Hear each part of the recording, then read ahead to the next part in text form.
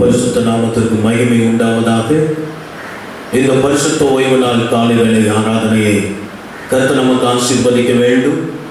நீங்கள் எல்லாரும் வீடுகளில் சமாதானமாய் ஆரோக்கியமாய் பாதுகாப்பாய் இருப்பீர்கள் என்று கர்த்தருக்குள் நான் விசுவாசிக்கிறேன்.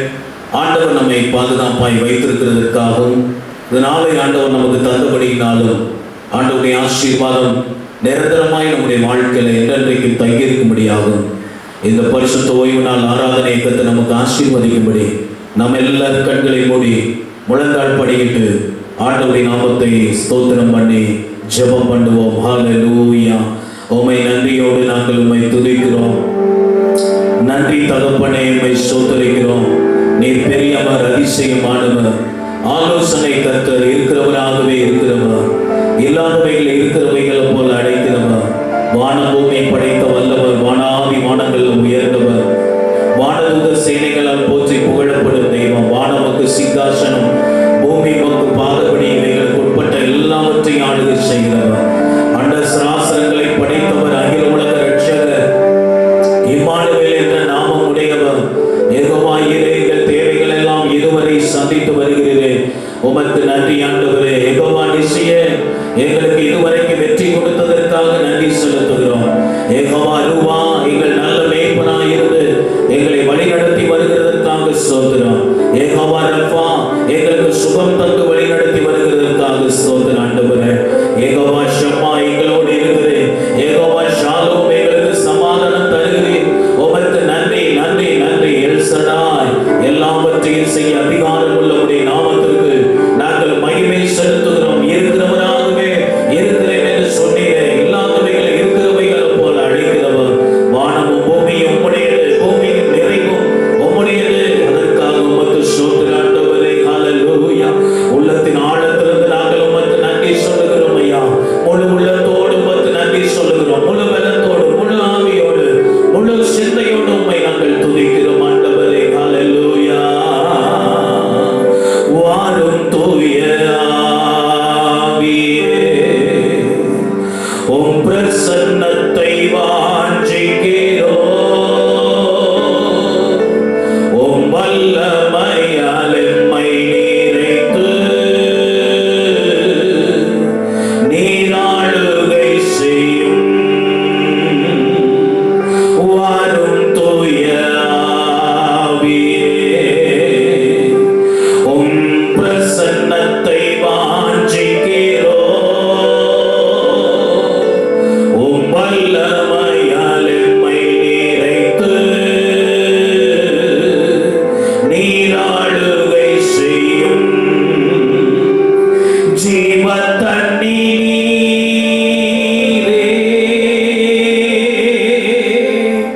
தாகம் தீர்க்கும் ஊற்றே, ஆலோசனை கர்த்தரே,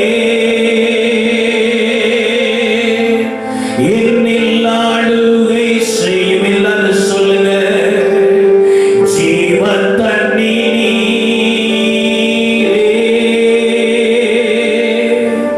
தாகம் தீர்க்கும் ஊற்றே,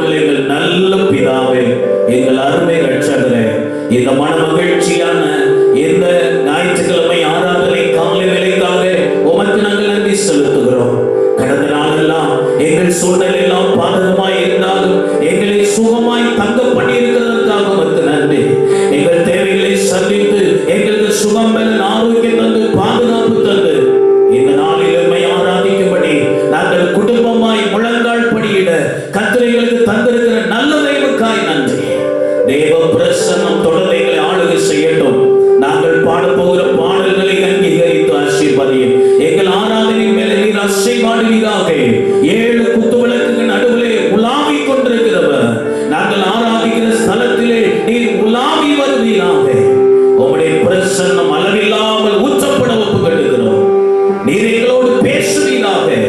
நாங்கள் ஜெபிக்கிற ஜெபங்களை கேட்பீராக. வல்லமையுள்ள தேவனுடைய அருளாசி நிறைவாய் எங்கள் ஆராதனையில் வெளிப்படும்படி ஒப்புக்கொள்கிறோம். எங்களை பலப்படுத்தும், நீர் மகிமைப்படும். இயேசுவின் நாமத்தில் ஜெபிக்கிறோம் எங்கள் நல்ல பிதாவே. ஆமென், ஆமென். அப்படி எல்லாரும் உட்கார்ந்து கொள்வோம். ஆண்டவர் நல்லவர். நாம் ஆலயத்தில் வந்து ஆண்டவரை ஆராதிக்க முடியாத நிலைமை இருந்தாலும் நாம் வீட்டில் இருந்தபடியே 2-3 பேரை நாமத்தினால் கூடியிருக்கிற இடத்திலே நான் இருப்பேன் என்று சொன்னவர், நீங்கள் ஆராதிக்கிற உங்கள் ஸ்தலத்திலே ஆண்டவர் இறங்கி வந்திருக்கிறார். அவருடைய பிரசன்னம் உங்கள் நடுவில் வந்திருக்கிறது. ஆராதனையின் ஆரம்ப ஜெபத்திலே தேவ பிரசன்னம் உங்கள் நடுவில் வந்திருக்கிறது. பயப்படாதீர்கள், தைரியமாயிருங்கள், உற்சாகமாய் ஆண்டவருடைய நாமத்தை மகிமைப்படுத்துங்க. மெய்யாகவே ஆண்டவருடைய நாமம் மகிமைப்படும். பாட்டு புத்தகத்திலிருந்து சில பாடல்களை பாடுவோம். உன்னத பாடல்கள் பாட்டு புத்தகத்தில் 232வது பாடல். என்றும் ஆனந்தம் என் இயேசு தருகிறார். துதிப்பேன் துதிப்பேன் துதித்துக் கொண்டே இருப்பேன். எத்தனை தடை வந்தாலும் சரி, எத்தனை எதிர்ப்புகள் வந்தாலும் சரி, எத்தனை போராட்டங்கள் வந்தாலும், எத்தனை பலவீனங்கள் வந்தாலும், எத்தனை நஷ்டங்கள் வந்தாலும், நான் கர்த்தரை துதிக்கிறதை யாரும் தடுக்க முடியாது. நான் கர்த்தரை துதித்துக் கொண்டே இருப்பேன் என்று சொல்லி விசுவாசத்தோடு அறிக்கை பண்ணி பாடி ஆண்டவருடைய நாமத்தை நாம் மகிமைப்படுத்துவோம். என்றும் ஆனந்தம் என் இயேசு தருகிறார். துதிப்பேன் துதிப்பேன் துதித்துக் கொண்டே இருப்பேன் என்ற பாடலை உற்சாகமாய் கைதட்டி பாடி ஆண்டவருடைய நாமத்தை மகிமைப்படுத்துவோம். உற்சாகமாய் இருக்கிற இடத்துல சந்தோஷமா பாடுங்க. சூழ்நிலைகளை மறந்து விடுங்கள். நம்முடைய தேவன் நம்மை சேவம் பெற வைக்கிற தேவன். எல்லாவற்றிலும் நம்மை வெளிப்பட பண்ணுவான். காலில் இருக்கிறவர்களை வெளிச்சத்துக்குள் பிரவேசிக்க பண்ணுகிறவர். அந்த மாதிரி நம்மை சூழ்ந்திருந்தாலும் ஆச்சரியமான வெளிச்சத்தை நம்மை பிரகாசிக்க பண்ணுகிறவர் நம்மோடு இருக்கிறார்.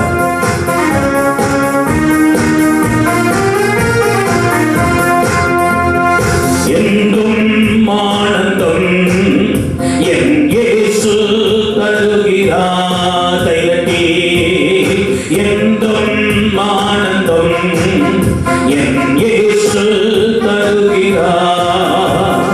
துதிப்பேன் துதிப்பேன் துதித்துக் கொண்டே இருப்பேன்.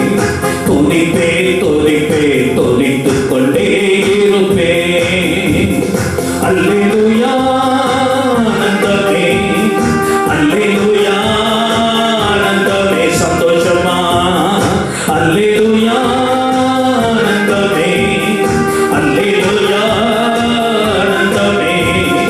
என்றும் ஆனந்தம் என் இயேசு தருகிறார். விசுவாசத்தோடு சொல்லுங்க. என்றும் ஆனந்தம் என் இயேசு தருகிறார். உன்னத மருகில் வல்லவனில் என்றும் தங்குவே. உன்னத மருகில் வல்லவனில் என்றும் தங்குவே. தேவனை நோக்கி அடைக்கலப்பாரு என்றே சொல்லுவே. தேவனை நோக்கி அடைக்கலப்பாரு என்றே சொல்லுவே. அல்லேலூயா ஆனந்தமே, அல்லேலூயா சொல்லுங்க. அல்லேலூயா ஆனந்தமே, அல்லேலூயா ஆனந்தமே. என்றும் ஆனந்தம் என் இயேசு தருகிறார். என்றும் ஆனந்தம் என் இயேசு தருகிறார். தமது சிறகால் என்னை மூடி காத்து நடத்துவார். தமது சிறகால் என்னை மூடி காத்து நடத்துவார்.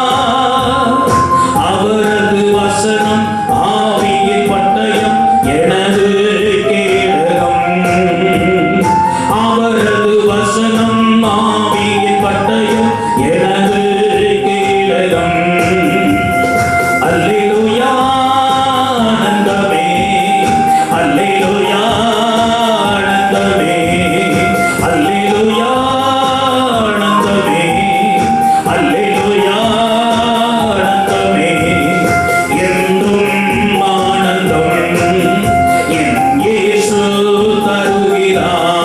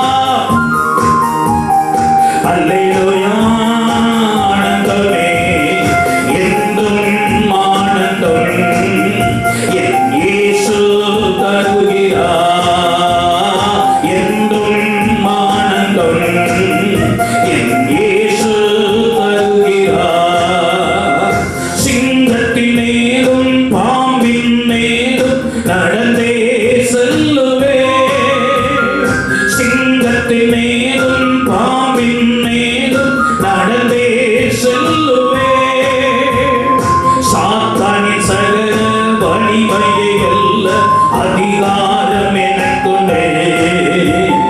சாத்தானின் சகல வலிமையை வெல்ல அதிகாரம் எனக்குள்ளே. அல்லேலூயா ஆனந்தமே, அல்லேலூயா ஆனந்தமே. சொல்லு அல்லேலூயா ஆனந்தமே, அல்லேலூயா ஆனந்தமே. என்றும் ஆனந்தம் என் இயேசு தருகிறார். என்றும் ஆனந்தம் என் இயேசு தருகிறார். இரவின் பயங்கரம் பகலில் அம்பு எதற்கும் பயமில்லை. இரவின் பயங்கரம் பகலில் அம்பு எதற்கும் பயமில்லை. உன்னத தேவன் எனது அடைக்கலம் தங்கும் உறைவிடம். உன்னத தேவன் எனது அடைக்கலம் தங்கும் உறைவிடம். அல்லேலூயா ஆனந்தமே, அல்லேலூயா ஆனந்தமே. சொல்லுங்க அல்லேலூயா ஆனந்தமே, அல்லேலூயா ஆனந்தமே. என்றும் ஆனந்தம் என் இயேசு தருகிறார்.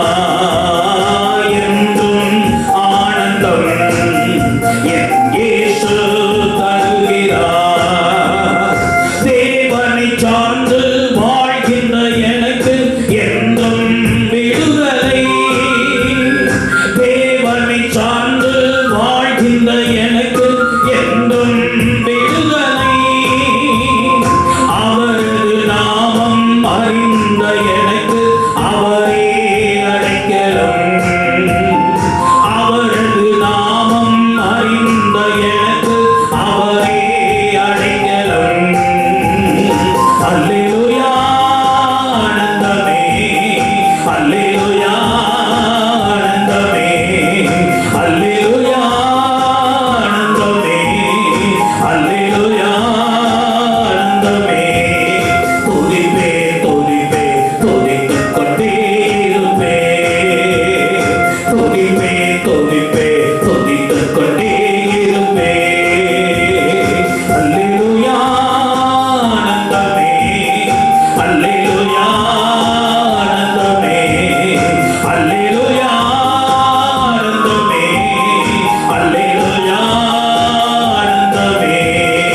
என்றோ ஆனந்தம் என் இயேசு தருகிறார். என்றோ ஆனந்தம் என் இயேசு தருகிறார். எல்லாரும் ஆண்டவரை துதிங்க. ஆண்டவரே உம்மை துதிக்கிறோம். ஆண்டவரே உம்மை ஸ்தோத்திரிக்கிறோம். நல்ல சத்தத்தை உயர்த்தி, சத்தத்தை உயர்த்தி நல்ல கர்த்தரை துதிங்க. நீங்க இருக்கிற இடத்துல உங்கள் வலது பக்கத்துல நின்று கொண்டு உங்கள் வலது கையை பிடித்துக் கொண்டு ஆண்டவர் சொல்லுகிறார், பயப்படாதே, நான் உனக்கு துணை நிற்கிறேன் என்று சொல்லுகிறார். ஆமென். உன் துதியை நிறுத்தாதே, உன் பாடலை நிறுத்தாதே, உன் ஆராதனை நிறுத்தாதே, உன் ஜெபத்தை நிறுத்தாதே, உன் வேத தியானத்தை நிறுத்தாதே. கர்த்தருக்கு பிரியமாயிருக்கிற இவைகளை நாம் செய்தால் ஆண்டவர் நம்மையில் பிரியப்பட்டு நம்மை ஆசீர்வதிப்பார். அல்லேலூயா. அவருடைய சிறையின் நிழலினாலே நம்மை மூடுவார். அவருடைய வசனம் நமக்கு ஆவியின் பட்டயமாய் தந்திருக்கிறார். வழிகளில் எல்லாம் நம்மை காக்கும்படி தேவ தூதர்களுக்கு கட்டளையிடுவார். அவர்கள் கையிலே நம்மை ஏந்தி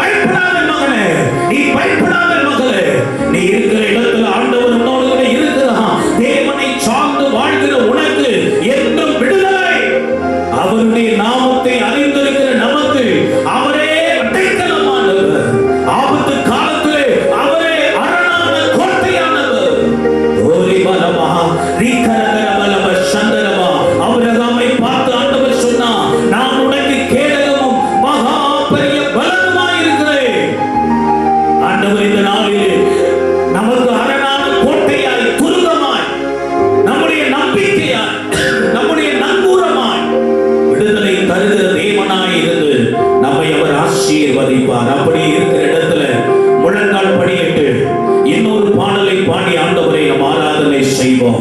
ஹல்லேலூயா, ஹல்லேலூயா. இது எழுப்புதலின் காலம், இது யோசுவாவின் காலம், எழுப்புதலின் நேரம். ஆர்ப்பரிப்போம். அலங்க இட்டுகிற வரைக்கும், எல்லா ஆபத்துகள் நம்மை விட்டு கடந்து போகிற வரைக்கும், விக்னங்கள் கடந்து போகிற வரைக்கும், பவுலும் சீலாவும் அந்த உபத்திரவத்தின் நாட்களில் நடு ராத்திரியிலே அவர்கள் தேவனை துதித்தது போல அவரை துதிக்கிற சத்தத்தை கேட்க பண்ணுங்க. அவரை பாடுகிற பாடல் சத்தத்தை கேட்க பண்ணுங்க. மெய்யாகவே இந்த நாளிலே நம் நடுவில், ஆராதனை நடுவில் அவர் இறங்கி வந்து நம்மை ஆசீர்வதிப்பார். இது எழுப்புதலின் நேரம் அல்லோ, யோசுவாவின் காலம் அல்லோ. ஆர்ப்பரிப்போம், ஆர்ப்பரிப்போம், அலங்க இடியும் வரை ஆர்ப்பரிப்போம் என்று சொல்லி பாடி ஆண்டவருடைய நாமத்தை மகிமைப்படும். துதிக்கும் நமக்கு தோல்வி இல்லை, வெற்றி நிச்சயம். பலம் கொண்டு திடமனதா இருப்போம், ஆசீர்வாதத்தை நாம் சுதந்திரிப்போம் என்று சொல்லி பாடி ஆண்டவருடைய நாமத்தை மகிமைப்படுத்தும். எழுப்புதலின் நேரம் அல்ல. எழுப்புதலா பாடுங்க, ஆண்டவர் நிச்சயம் ஆசீர்வதிப்போம். கைதட்டி உற்சாகமா, மாம்சத்தோடு இரத்தத்தோடு நமக்கு போராட்டம் இல்லை. அந்த கால லோகாதிபதிகளின் சேனையோடு நமக்கு போராட்டம். சர்வ வல்லவரின் ஆயுதத்தை கையில் எடுத்து சாத்தானின் ராஜ்யத்தை அழிக்க ஆண்டவர் நமக்கு கிருபை தருவார்.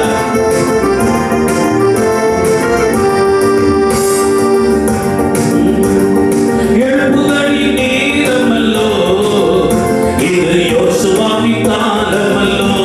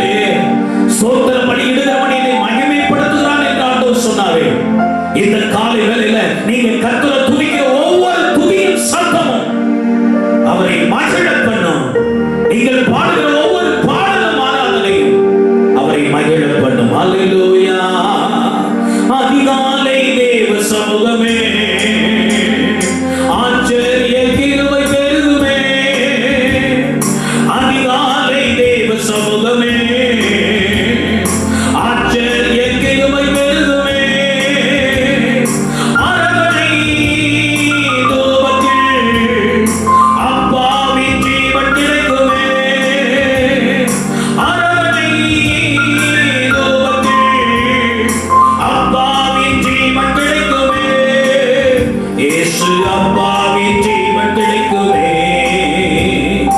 அலை அலையாய் பாய்ந்து வரும் தேவ கிருபை என்னை நனைத்ததையா.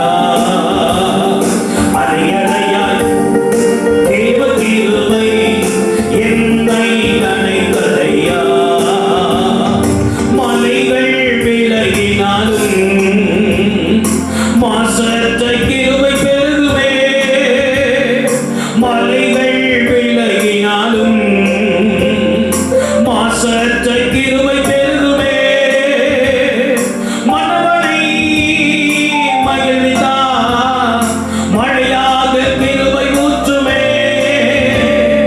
மனவனை மகிழ்ந்தா மழையாக கிருபை ஊற்றுமே. பெரும் மழையாக கிருபை ஊற்றுமே. பெரும் மழையாக கிருபை ஊற்றுமே. அலை அலையாய் பாய்ந்து வரும் தேவ கிருபை என்னை நனைத்ததையா. அலை அலையாய் பாய்ந்து வரும் தேவ கிருபை என்னை நனைத்ததையா.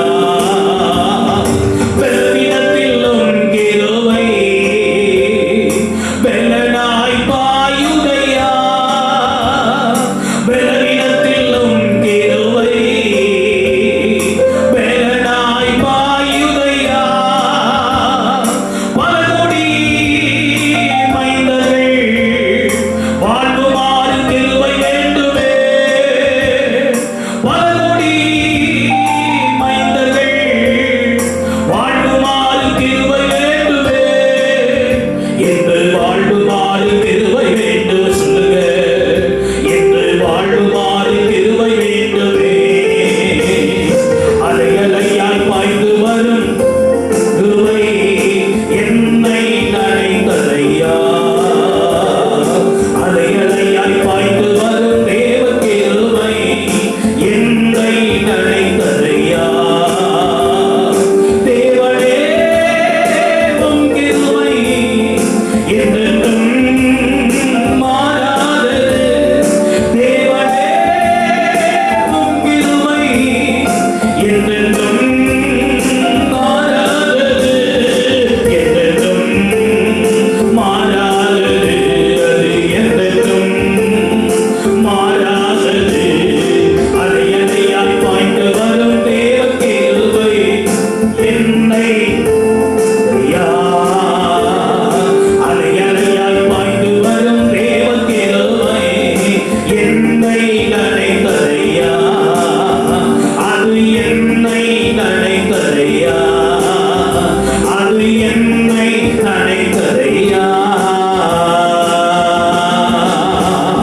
எல்லாரும் நல்ல ஆண்டவரை உற்சாகமா மகிமைப்படுத்துங்க. அதிகாலை தேவ சமூகத்திலே ஆச்சரியமான கிருபை பெருகும். ஆராதனை தூபத்திலே அப்பாவின் பலம் கிடைக்கும். ரீமா நம சந்தன மோதிரி யாக்குரமா ரீதன மோதிரி அந்துலி மன மசந்தன தூரத்தமா ஆவுதர கமன சங்குல ஆக்கியாதோ நீதிரி மனம சகுதிரி பலதர பலதரமா. நல்ல நல்ல ஆண்டவரை துதிங்க. ஆமென். மலைகள் விலகினாலும் பர்வதங்கள் நிலை பெயர்ந்தாலும் அவருடைய கிருபை நம்மை விட்டு விலகாது. அவருடைய சமாதானத்தின் உடன்படிக்கை நிலை பெயராமலும் இருக்கும்.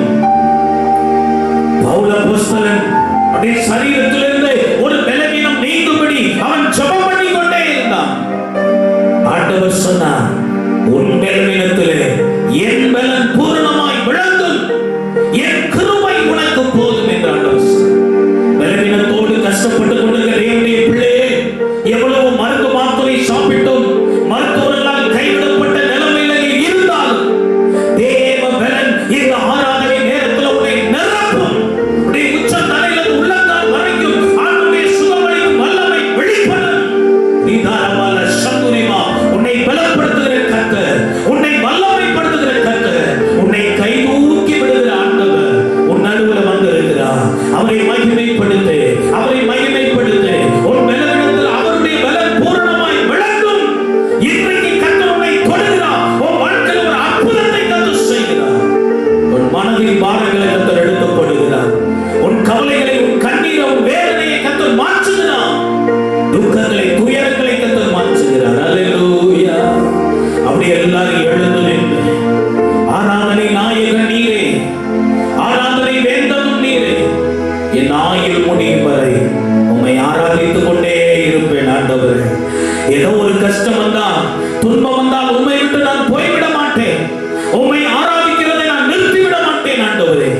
என் ஆயுள் முடியும் வரை உம்மையே நான் மகிமைப்படுத்துவேன் என்று சொல்லி பாடி ஆராதனை நாயகன் நீரே.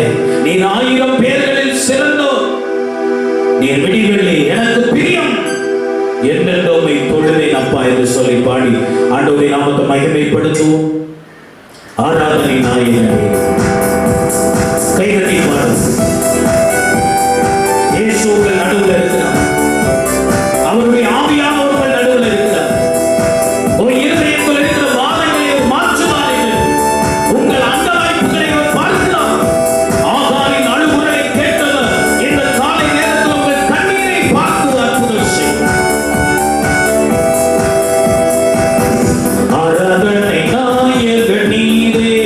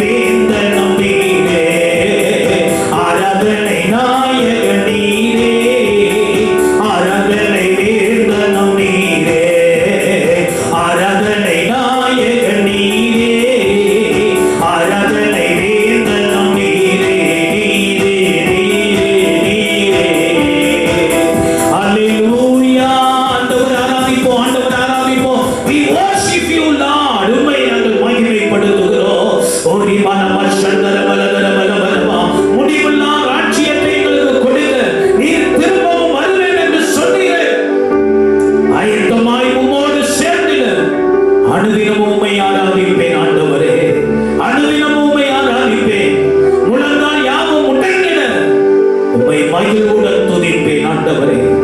விடிவெள்ளியே எங்கள் பிரியமே, என்றென்றுக்கு உம்மை தொழுவேன் ஆண்டவரே என்று சொல்லுவோம். ஹல்லேலூயா. கைகளை உயர்த்தி நாவின் துதியுடனே நன்றி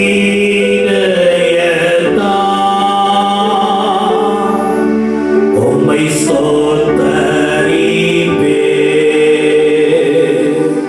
கைகளை உயர்த்தி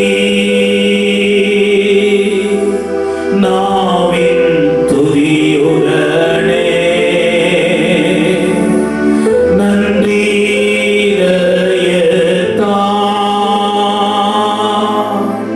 உம்மை ஸ்தோத்தரிப்பே. உம்மை ஸ்தோத்தரிப்பே. உம்மை ஸ்தோத்தரிப்பே. நன்றி இதயத்தா, நன்றி இதயத்தா, உம்மை ஸ்தோத்தரிப்பே. உம்மை ஸ்தோத்தரிப்பே. உம்மை ஸ்தோத்தரிப்பே. நன்றி இதயத்தா, நன்றி இதயத்தா, உம்மை ஸ்தோத்தரிப்பே. உம்மை ஸ்தோத்தரிப்பே.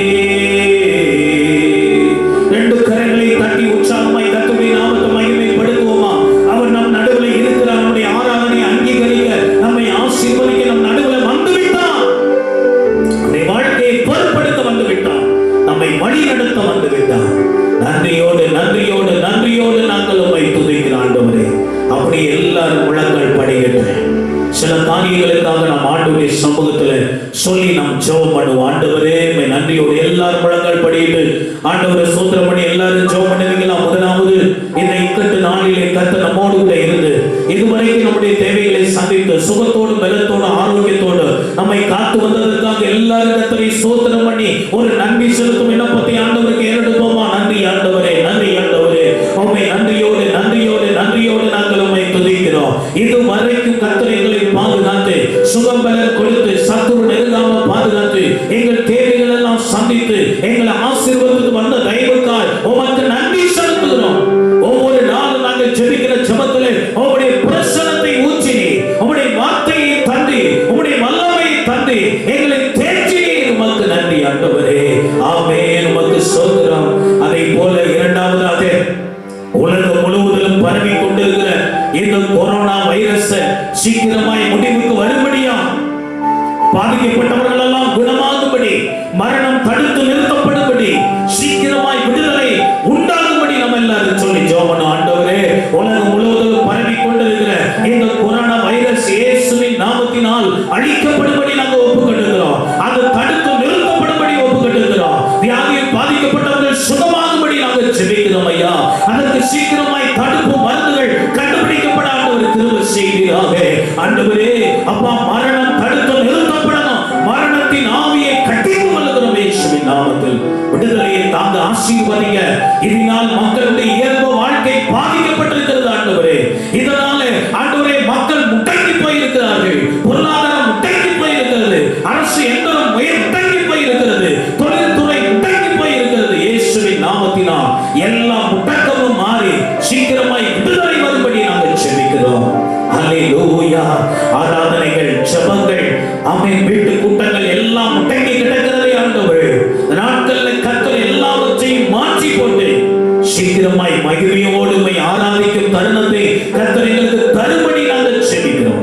மூன்றாவதாக, இதுவரைக்கும் நம்மை நடத்தின தேவன் இனிமேல் நடத்தி நம்முடைய தேவைகளை சந்தித்து அற்புதமாய் நம்மை வழி நடத்தும்படி எல்லாரும் கர்த்தரை ஸ்தோத்திரம் பண்ணி ஜெபம் பண்ணுங்க. நன்றி அப்பா, நன்றி அப்பா, நன்றி அப்பா. உம்மை நன்றியோடு நாங்கள் உம்மை துதிக்கிறோம். இதுவரைக்கும் எங்களை வழி நடத்தினவா, எங்கள் நிலைக்கால ரத்தம் பூசி சத்துரு உள்ள வராம, சங்காரம் உள்ள வராம, வாதை உள்ள வராம பாதுகாத்தீங்களே. அதே போல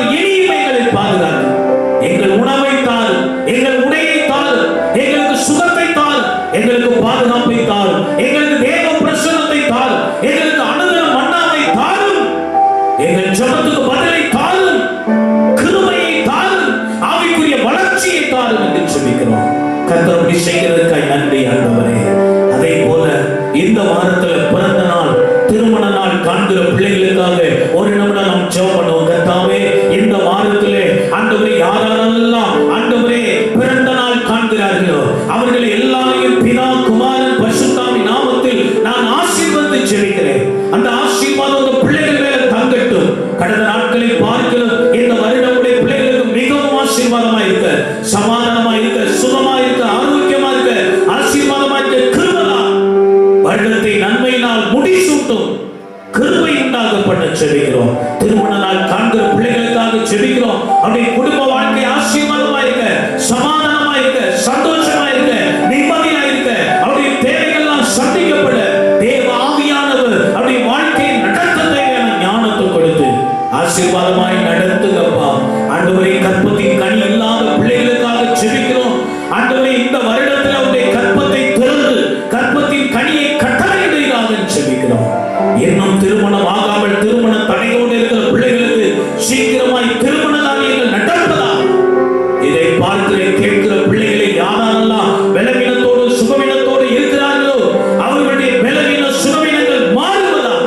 யாரெல்லாம் பண கஷ்டத்தோடு உட்கார்ந்து இருக்கிறார்களோ அவருடைய தேவைகள் சந்திக்கப்படுவதா?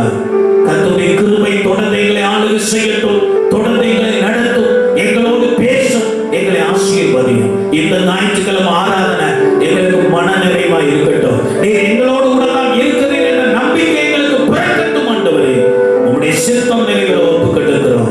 இயேசுவின் நாமத்தில் ஜெபிக்கிறோம் எங்கள் நல்ல பிதாவே. ஆமென், ஆமென். கர்த்தர் நல்லவர். நல்ல ஒரு ஆராதனை இந்த நாளில் ஏறெடுக்க கர்த்தர் நமக்கு கிருபை கொடுத்தார். ஒவ்வொருவரும் உள்ளத்தின் ஆழத்திலிருந்து மனம் திறந்து பாடினீர்கள், துதித்தீர்கள், ஆராதித்தீர்கள். உங்கள் ஆராதனை நடுவில் தேவ ஆவியானவர் இறங்கி வந்தார், தேவ தூதர்கள் இறங்கி வந்தார்கள். பிரசன்னம் உங்களுக்கு ஆசீர்வாதமாய் இருந்தது. அந்த தேவன் என்றென்றும் சதா காலங்களில் உங்களுடைய தேவன், நம்முடைய தேவன். அவர் என்றென்றைக்கு மரண பரியந்தமோ நம்மை நடத்த வல்லவராய் இருக்கிறார். அந்த விசுவாசத்தோடு கூட நாம் எல்லாரும் உட்கார்ந்து வேத புத்தகத்தை எடுத்து ஆமென் சோத்திரம் குறிப்பேடுகளை எடுத்துக்கொண்டு ஆயத்தமாய் இருந்து ஆண்டவருடைய வார்த்தையை நாம் கேட்போம். கர்த்தர் நம்மை ஆசீர்வதிப்பாராக. ஆமென்.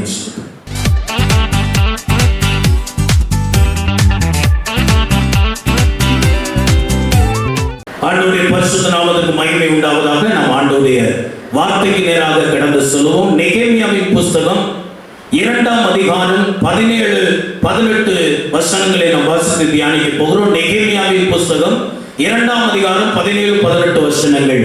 பின்பு நான் அவர்களை நோக்கி, எருசலேம் பாழாய் இருக்கிறதையும் அதன் வாசல்கள் அக்கினியினால் சுட்டரிக்கப்பட்டு கிடக்கிறதையும் நாம் இருக்கிற சிறுமையையும் பார்க்கிறீர்களே. நாம் இனி நிந்தைக்குள்ளாய் இராதபடிக்கு எருசலேமின் அலங்கத்தை கட்டுவோம் வாருங்கள் என்று சொல்லி என் தேவனுடைய கரம் என் மேல் நன்மையாக இருக்கிறதையும் ராஜா என்னோட சொன்ன வார்த்தைகளையும் அவர்களுக்கு அறிவித்தேன். அப்பொழுது அவர்கள் எழுந்து கட்டுவோம் வாருங்கள் என்று சொல்லி அந்த நல்ல வேலைக்கு தங்கள் கைகளை திடப்படுத்தினார்கள் என்று இருக்கிறது. கண்களை மூடி ஒரு நிமிடம், ஆண்டவரே உம்முடைய வார்த்தைக்கு நாங்கள் காத்திருக்கிறோம்ப்பா. உம்முடைய வார்த்தை இல்லாவிட்டால் எங்கள் ஆத்துமா வெறுமையாய் போய்விடும். ஆண்டவரே, உம்முடைய வேத வசனங்கள் தான் எங்கள் ஆத்துமாவின் ஆகாரம். ஹல்லேலூயா. நன்றி ஆண்டவரே, உம்மை ஸ்தோத்திரிக்கிற ஆண்டவரே. ஹல்லேலூயா. இதயம் திறந்து பேசிட நீர் வேண்டும், இனிய வார்த்தை சொல்லிட நீர் வேண்டும். இதயம் திறந்து பேசிட நீர் வேண்டும், இனிய வார்த்தை சொல்லிட நீர் வேண்டும்.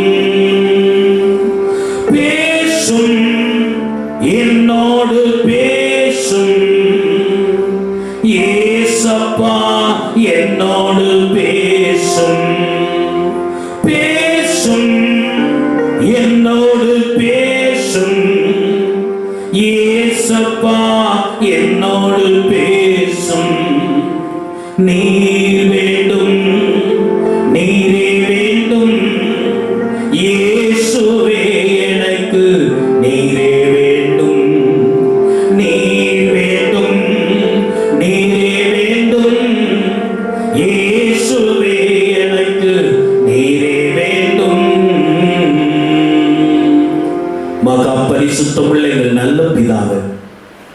நீர் எப்போதும் எங்களோடு பேசுகிறவா. இந்த காலை நேரத்தில் நீர் எங்களோடு பேச வல்லமை உள்ளவராயிருக்குது, உண்மை உள்ளவராயிருக்குது. உம்முடைய வார்த்தைக்காக நாங்கள் காத்திருக்கிறோம்.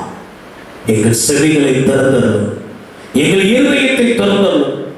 உம்முடைய வார்த்தையை எங்களோடு நீர் பேசும் நாங்கள் கேட்கிறோம். இயேசுவின் நாமத்தில் ஜெபிக்கிறோம் எங்கள் நல்ல பிதாவே. ஆமென், ஆமென். உட்கார்ந்து கொள்வோம். ஆமென், ஸ்தோத்திரம். அந்த வசனத்தை நாம் பார்க்கும்போது 17ஆம் வசனத்துல, பின்பு நான் அவர்களை நோக்கி எருசலேம் பாழாய் இருக்கிறதையும் அதன் வாசல்கள் அக்கினியினால் சுட்டரிக்கப்பட்டு கிடக்கிறதையும் நாம் இருக்கிற சிறுமையையும் பார்க்கிறீர்களே என்ற வசனம் சொல்றார். இனி நாம் நிந்தைக்குள்ளாயிராதபடிக்கு எருசலேமின் அலங்கத்தை கட்டுவோம் வாருங்கள் என்று சொன்னான் என்று நாம் பார்க்கிறோம். அருமையான தேவனுடைய பிள்ளைகளே, ஆண்டவர் நம்முடைய வாழ்க்கையில பாதுகாப்பை கொடுத்திருக்கிறார். நம்முடைய வாழ்க்கையிலே அவர் அரணாக, அவர் கோட்டையாக, அவர் துருகமாக, அவர் நம்மை சுற்றி சூழ பாளையம் இறங்கி நம்மை பாதுகாக்கிற தேவனாயிருக்கிறார். எருசலேமின் அலங்கங்கள் இடிக்கப்பட்டு கிடந்தது. எருசலேமுக்கு ஆண்டவர் கொடுத்திருக்கிற பாதுகாப்பு சகரியா 9:12 ஆண்டவர் இவ்விதமாய் வாக்கு பண்ணுகிறார். நம்பிக்கையுடைய சிறைகளே, நீங்கள் அரணுக்கு திரும்புங்கள், இரட்டிப்பான நன்மையை தருவேன், அதை இன்றைக்கே தருவேன் என்று ஆண்டவர் வாக்கு பண்ணுகிறார். எருசலேமின் பிள்ளைகளே, இஸ்ரவேல் ஜனங்களே, கர்த்தரை ஆராதிக்கிற ஜனங்களே, ஜெபிக்கிற ஜனங்களே, வேதம் வாசிக்கிற ஜனங்களே, கர்த்தருடைய ஜனமே, பரிசுத்த ஜனமே, அந்த காலத்தில் இருந்து ஆச்சரியமான வெளிச்சத்தினிடத்திலே அழைத்து வந்தவருடைய புண்ணியங்களை அறிவிக்கும்படி ராஜாக்களாக, லேவியராக, ஆசாரியர்களாக, சொந்த ஜனமாய், பரிசுத்த ஜாதியாய் தெரிந்து கொள்ளப்பட்ட தேவ ஜனமே, நீ சிறைப்பட்டு போயிருக்கிறாய். உன் சிறையிருப்பிலிருந்து திரும்பி வா. நான் உனக்கு ஒரு அரணை கொடுத்திருக்கிறேன், நான் உனக்கு பாதுகாவலை கொடுத்திருக்கிறேன், நான் உன்னை சுற்றிலும் உனக்கு மதிலா இருந்து உன் நடுவிலே நான் மகிமைப்படுவேன் என்று சொன்ன ஆண்டவர் நம்மை சுற்றிலும் அவர் ஒரு பாதுகாப்பை வைத்திருக்கிறார். பல நேரங்களில் நம்முடைய கீழ்ப்படியாமையினாலே, நம்முடைய அஜாக்கிரதையினாலே நாம் எல்லை தாண்டி ஆண்டவருடைய மதிலை விட்டு, ஆண்டவருடைய கோட்டையை விட்டு, ஆண்டவருடைய அரணை விட்டு, ஆண்டவருடைய பாதுகாப்பின் எல்லையை விட்டு நாம் வெளியே போய் விடுகிறோம்.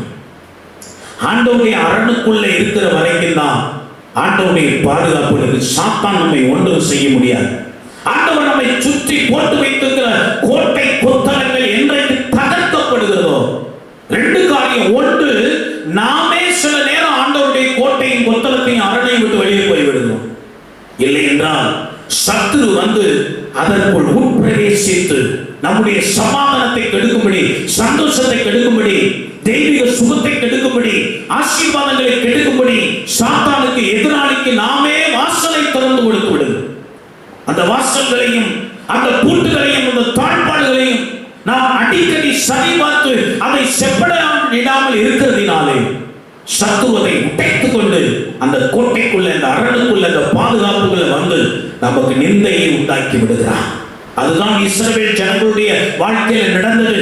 அரணான பட்டணம். சங்கீதம் 125ஆம் சங்கீதம் 1-2 வசனங்களை நீங்க பார்க்கும்போது, கர்த்தரை நம்புகிறவர்கள் சீயோன் பர்வதத்தை போல நிலைத்திருப்பார்கள். கர்த்தர் இது முதல் பர்வதங்கள் எருசலேமை சுற்றி இருக்குமா போல, கர்த்தர் இது முதல் என்றென்றைக்கு தம்முடைய ஜனத்தை சுற்றிலும் இருக்கிறார். அந்த வேதம் எருசலேமை சுற்றிலும் பர்வதங்கள், மலைகள் சூழ்ந்த ஒரு பட்டணம் எருசலேம் பட்டணம். அந்த பட்டணத்தை அவ்வளவு சீக்கிரம் எதிராளிகள் முற்றுகை போட்டு உள்ள வர முடியாது. அப்படி ஒரு பாதுகாப்பு. எருசலேமை சுற்றிலும் மலைகள் இருக்கிறது போல தமக்கு பயந்த ஜனங்களை சுற்றிலும், தன்னுடைய ஜனங்களை சுற்றிலும் அவரே அரணாக, கோட்டையாக, மதிலாக, சுவராக இருந்து அவர் நம்மை பாதுகாக்கிறவராக இருக்கிறார். அவர் நமக்கு கொடுத்திருக்கிற அந்த பாதுகாப்பு என்ன என்று பார்க்கும்போது, அவருடைய ரத்த கோட்டையை நம்மை சுற்றிலும் போட்டு நம்மை அவர் பாதுகாக்கிறார். அதனாலதான் நம்ம பாட்டு பாடுறோம், ரத்த கோட்டைக்குள்ளே நான் நுழைந்து விட்டேன், இனி எதுவும் அணுகாது, எந்த தீங்கும் தீண்டாது. ஆண்டவர் நியாயப்பிரமாணத்திலே அங்கே சில பட்டணங்களை அடைக்கல பட்டணங்களாக நியமிக்கும்படி ஆண்டவர் சொன்னார். கை தவறாய் ஒரு குற்றம் செய்தவன் அவன் தப்பித்துக் கொள்ளுகிறதற்கு அடைக்கல பட்டணத்தை கர்த்தர் உண்டாக்கினார். அதே போல ஆண்டவர் நம்மை சுற்றிலும் நாம் தப்பித்துக் கொள்ளுகிறதற்கு, நாம் நம்மை பாதுகாத்துக்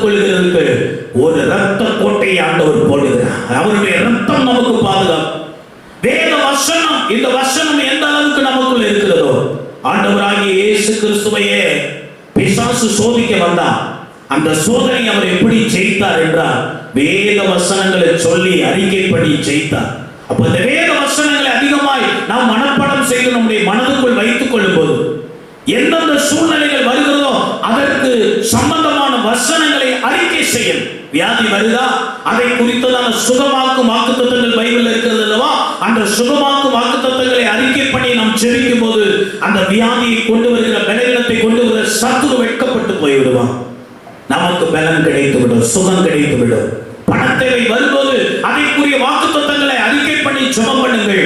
சில பிரச்சனைகள், யுத்தங்கள் வரும்போது, போராட்டங்கள் வரும்போது அதற்குரிய வசனங்களை சொல்லுங்க. பிசாசு உங்களை பயன்படுத்தும் போது அந்த பிசாசை ஜெயிக்கத்தக்க வாக்குத்தத்தங்களை அறிக்கை பண்ணி ஜெபம் பண்ணுங்க. அப்பொழுது பிசாசு ஓடிப்போம்.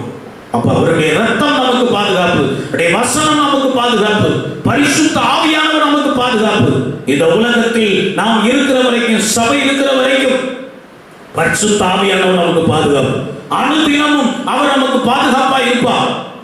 நமக்கு சொல்லி இருக்கிறது, மீட்கப்படும் நாளுக்கு இந்த முத்திரையாய் கொடுத்த பரிசுத்த ஆவியானவர். இந்த பரிசுத்த ஆவியின் முத்திரை நம்ம மேல இருக்கிறதுனால் அந்நியன் நம்மை தொட முடியாது, சத்துரு நம்மை தொட முடியாது. ஏன்னா நம்ம ஆண்டவருக்குரியவர்கள். அவருடைய சீலை நம்ம மேல போட்டு வச்சிருக்கார், அவருடைய முத்திரையை போட்டு வச்சிருக்கிறார். பரிசுத்த ஆவியின் அபிஷேகம் பெற்றவர்கள் எல்லாரும் இயேசுவுக்கு உரியவர்கள், தேவனுக்கு உரியவர்கள். அந்த முத்திரை நம்ம மேல இருக்கிறதுனா அது நமக்கு ஒரு பாதுகாப்பு. திருச்சபை நமக்கு ஒரு பாதுகாப்பு. நோவா காலத்தில் பெருவெள்ளம் வந்தது. அந்த பெருவெள்ளத்துக்கு தப்பித்துக் கொள்ளும்படி நோவாவை ஒரு பேழையை செய்யும்படி ஆண்டவர் சொன்னார். அந்த பேழைக்குள் பிரவேசித்தவர்கள் எல்லாரும் தப்பித்துக் கொண்டார்கள். அந்த பேழைக்கு உட்படாதவர்கள் எல்லாம் பெருவெள்ளத்தில் மரித்து போய்விட்டார்கள். இனி ஒரு நியாய தீர்ப்பு காலம் வருகிறது. இன்றைக்கு வாதைகளும், நோய்களும், துன்பங்களும், கஷ்டங்களும் உலகிலே சுற்றித் திரிகின்றன. பகலில் பறக்கும் அம்பு, மத்தியானத்தில் பாழாக்கும் சங்காரம், இருளில் நடமாடும் கொள்ளை நோய், இவைகள் எல்லாம் பரவி கொண்டிருக்கிறது. ஆனா ஆண்டவர் நமக்கு ஒரு பாதுகாப்பை தருகிறார். என்னன்னா, சபைதான் நமக்கு பாதுகாப்பு. தேவ பிரசனம் தான் நமக்கு பாதுகாப்பு. கர்த்தரை துதிக்கிற துதி தான் நமக்கு பாதுகாப்பு. கர்த்தரை ஆராதிக்கிற ஆராதனை தான் நமக்கு பாதுகாப்பு. நம்முடைய முழங்கால் தான் நமக்கு பாதுகாப்பு. அப்போ திருச்சபைக்குள்ள இருக்கிறவர்கள் இந்த எல்லா நியாய தீர்ப்பில் இருந்தும் அவர்கள் தப்புவிக்கப்படுவார்கள். அது ஒரு பாதுகாப்பு. தேவ பிரசன்னம், தேவ மகிமை, இவைகள் எல்லாம் நமக்கு பாதுகாப்பாய் ஆண்டவர் நமக்கு தந்திருக்கிறார். இந்த பாதுகாப்பை நாம் இழந்து விடாமல் இருக்க வேண்டும். அப்ப நீங்க அவருடைய ரத்தத்தை உரிமை பாராட்டி ரத்தத்துக்குள்ளே நீங்கள் மறைந்து கொள்ளாவிட்டால் பிசாசு உங்களை எளிதில் மேற்கொண்டு விடுவான். அவருடைய வசனத்தை படித்து மனப்பாடம் செய்து அதை அறிக்கை செய்து அதை சொல்லி சொல்லி நீங்கள் ஜெபம் பண்ணாவிட்டால் இந்த வேத வசனங்கள் வேத புத்தகத்தில் இருப்பதினால் ஒரு பிரயோஜனம் உங்களுக்கு கிடையாது. இந்த வேத வசனங்கள் உங்கள் இருதயத்துக்குள்ள வந்து அது உங்கள் வாயினால் அறிக்கை பண்ணப்பட்டால் தான் அதுல பிரயோஜனம் உண்டாகும். வசனத்தை நீங்கள் பயன்படுத்த வேண்டும், சபையை நீங்கள் பயன்படுத்த வேண்டும். உங்களுக்காகத்தான் சபையை கர்த்தர் உண்டாக்கி கொடுத்திருக்கிறார். உங்களுக்காகத்தான் ஊழியக்காரரை கர்த்தர் வைத்திருக்கிறார். உங்களுக்கு தான் ஆராதனை கர்த்தர் வைத்திருக்கிறார். உங்களுக்காக ஜெப நேரங்களை கர்த்தர் வைத்திருக்கிறார். உபவாசங்களை உங்களுக்கு வைத்திருக்கிறார். கண்விழிப்பு ஜெபங்களை கர்த்தர் வைத்திருக்கிறார். போதனை நேரங்களை கர்த்தர் வைத்திருக்கிறார். ஐக்கிய கூட்டங்களை சபையில கர்த்தர் வைத்திருக்கிறார். இவைகளை நீங்கள் பயன்படுத்திக் கொள்ள வேண்டும். எத்தனை இருந்தாலும் நான் ஒன்றிலும் கலந்து கொள்ள மாட்டேன் என்று அன்றைக்கு அங்கே இஸ்ரவேல் ஜனங்களை சொன்னது மாதிரி நான் தனித்து வாசம் பண்ணுவேன், ஜாதிகளோடு கலவாது இருப்பேன். இதை தவறாய் சிலர் விளங்கி கொண்டிருக்கிறார்கள். அது புறஜாதிய மக்கள் நடுவிலே சோத்திரம் பாவம் செய்கிற ஜனங்கள் நடுவிலே, சத்துருவுக்கு இடம் கொடுக்கிற ஜனங்கள் நடுவிலே நீங்கள் கலவாதபடி, அவர்களுடைய துன்மார்க்க கிரியைகளில் கலவாதபடி நீங்கள் தனித்து வாசம் பண்ண வேண்டுமே ஒழிய விசுவாசிகளோடு கலவாமல் இருக்க ஆண்டவர் அங்கே சொல்லவில்லை. அந்த வசனத்தை தவறாக எடுத்துக்கொண்டு சிலர் இன்றைக்கு சபை ஐக்கியங்களில் கலந்து கொள்வதில்லை, சபை ஆராதனைகளில் கலந்து கொள்வதில்லை. அவர்கள் தனித்து வாசம் பண்ணுகிறார். வீட்டில் இருந்தபடியே நான் ஆராதித்துக் கொள்ளுகிறேன். இப்போ எல்லாம் நாங்கள் யூடியூப்ல உங்களுக்கு அனுப்பி கொண்டிருக்கிறோம். அடுத்த ஒரு ஆபத்து என்ன என்று சொன்னா, இந்த இக்கட்டு காலெல்லாம் கடந்து போன பிறகு ஜனங்கள் ஆர்வத்தோடு ஓடி வரும். நீங்க நல்ல விசுவாசியா இருந்தா எப்ப ஆலயத்துக்கு போவேன்னு உங்க இருதயம் ஏங்கி கொண்டிருக்க வேண்டும். திரும்ப ஆலயம் திறந்த உடனே, ஆராதனைகள் துவங்கின உடனே ஒரு வாரம்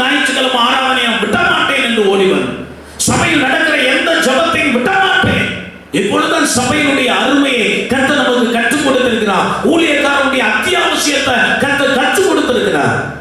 நீங்கள் ஓடி வருவீர்கள் என்றால் ஆண்டவர் ஆசீர்வதி. இல்ல, நான் தனித்து வாசம் பண்றேன், வீட்டில் இருந்தபடியே நான் ஆராதித்துக் கொள்கிறேன், நான் வீட்டில் இருந்தபடி யூடியூப்ல போடுங்க பாஸ், நான் வீட்டில இருந்து ஆராதித்துக் கொள்கிறேன், வாட்ஸ்அப்ல அனுப்புங்க பாஸ், நான் வீட்டில இருந்தே ஜெபம் பண்ணிக்கிறேன் சொல்லுவாயானால் சபை கூடி வருதலை விட்டு விடாது இருங்கள் ஆண்டவர் சொன்னாரே, அந்த வசனத்தின்படி குற்றவாளியா இருப்பார்.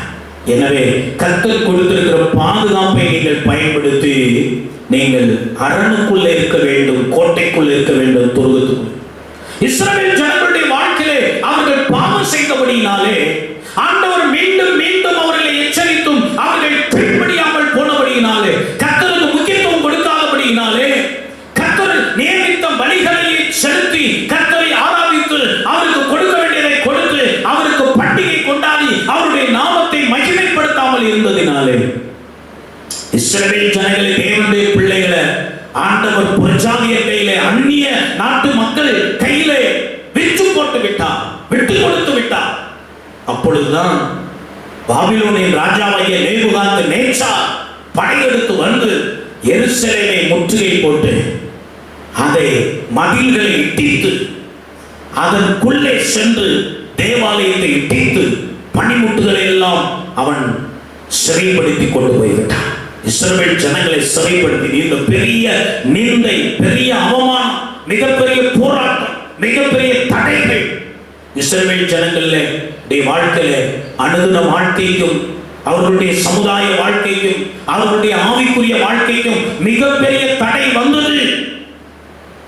அரணும் கோட்டையும் தகர்ந்து போனது, பாதுகாப்பு தகர்ந்து போனது, நிந்தைக்குள்ளாகி போனார்கள். அதுதான் இங்கே சொல்லப்பட்டிருக்கிறது.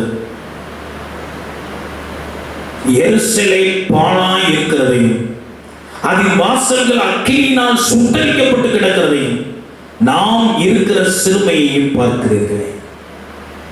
அப்போ மதில் சுவர் இருக்கிறது, அந்த மதில் சுவரில் சில வாசல்கள் இருக்கிறது, அந்த வாசல்களுக்கு கதவுகள் இருக்கிறது, அதை இணைக்கிற தாழ்பாள்கள் இருக்கிறது, அதற்கு பூட்டுகள் இருக்கிறது.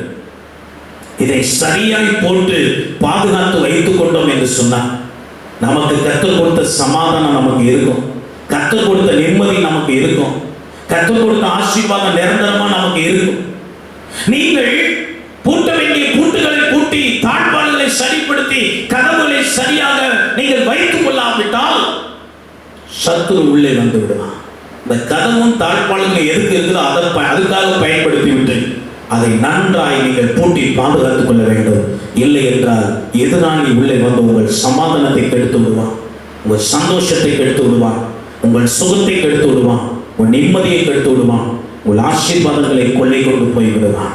எனவே எச்சரிக்கை உள்ளவர்களாக நீங்கள் இருக்க வேண்டும்.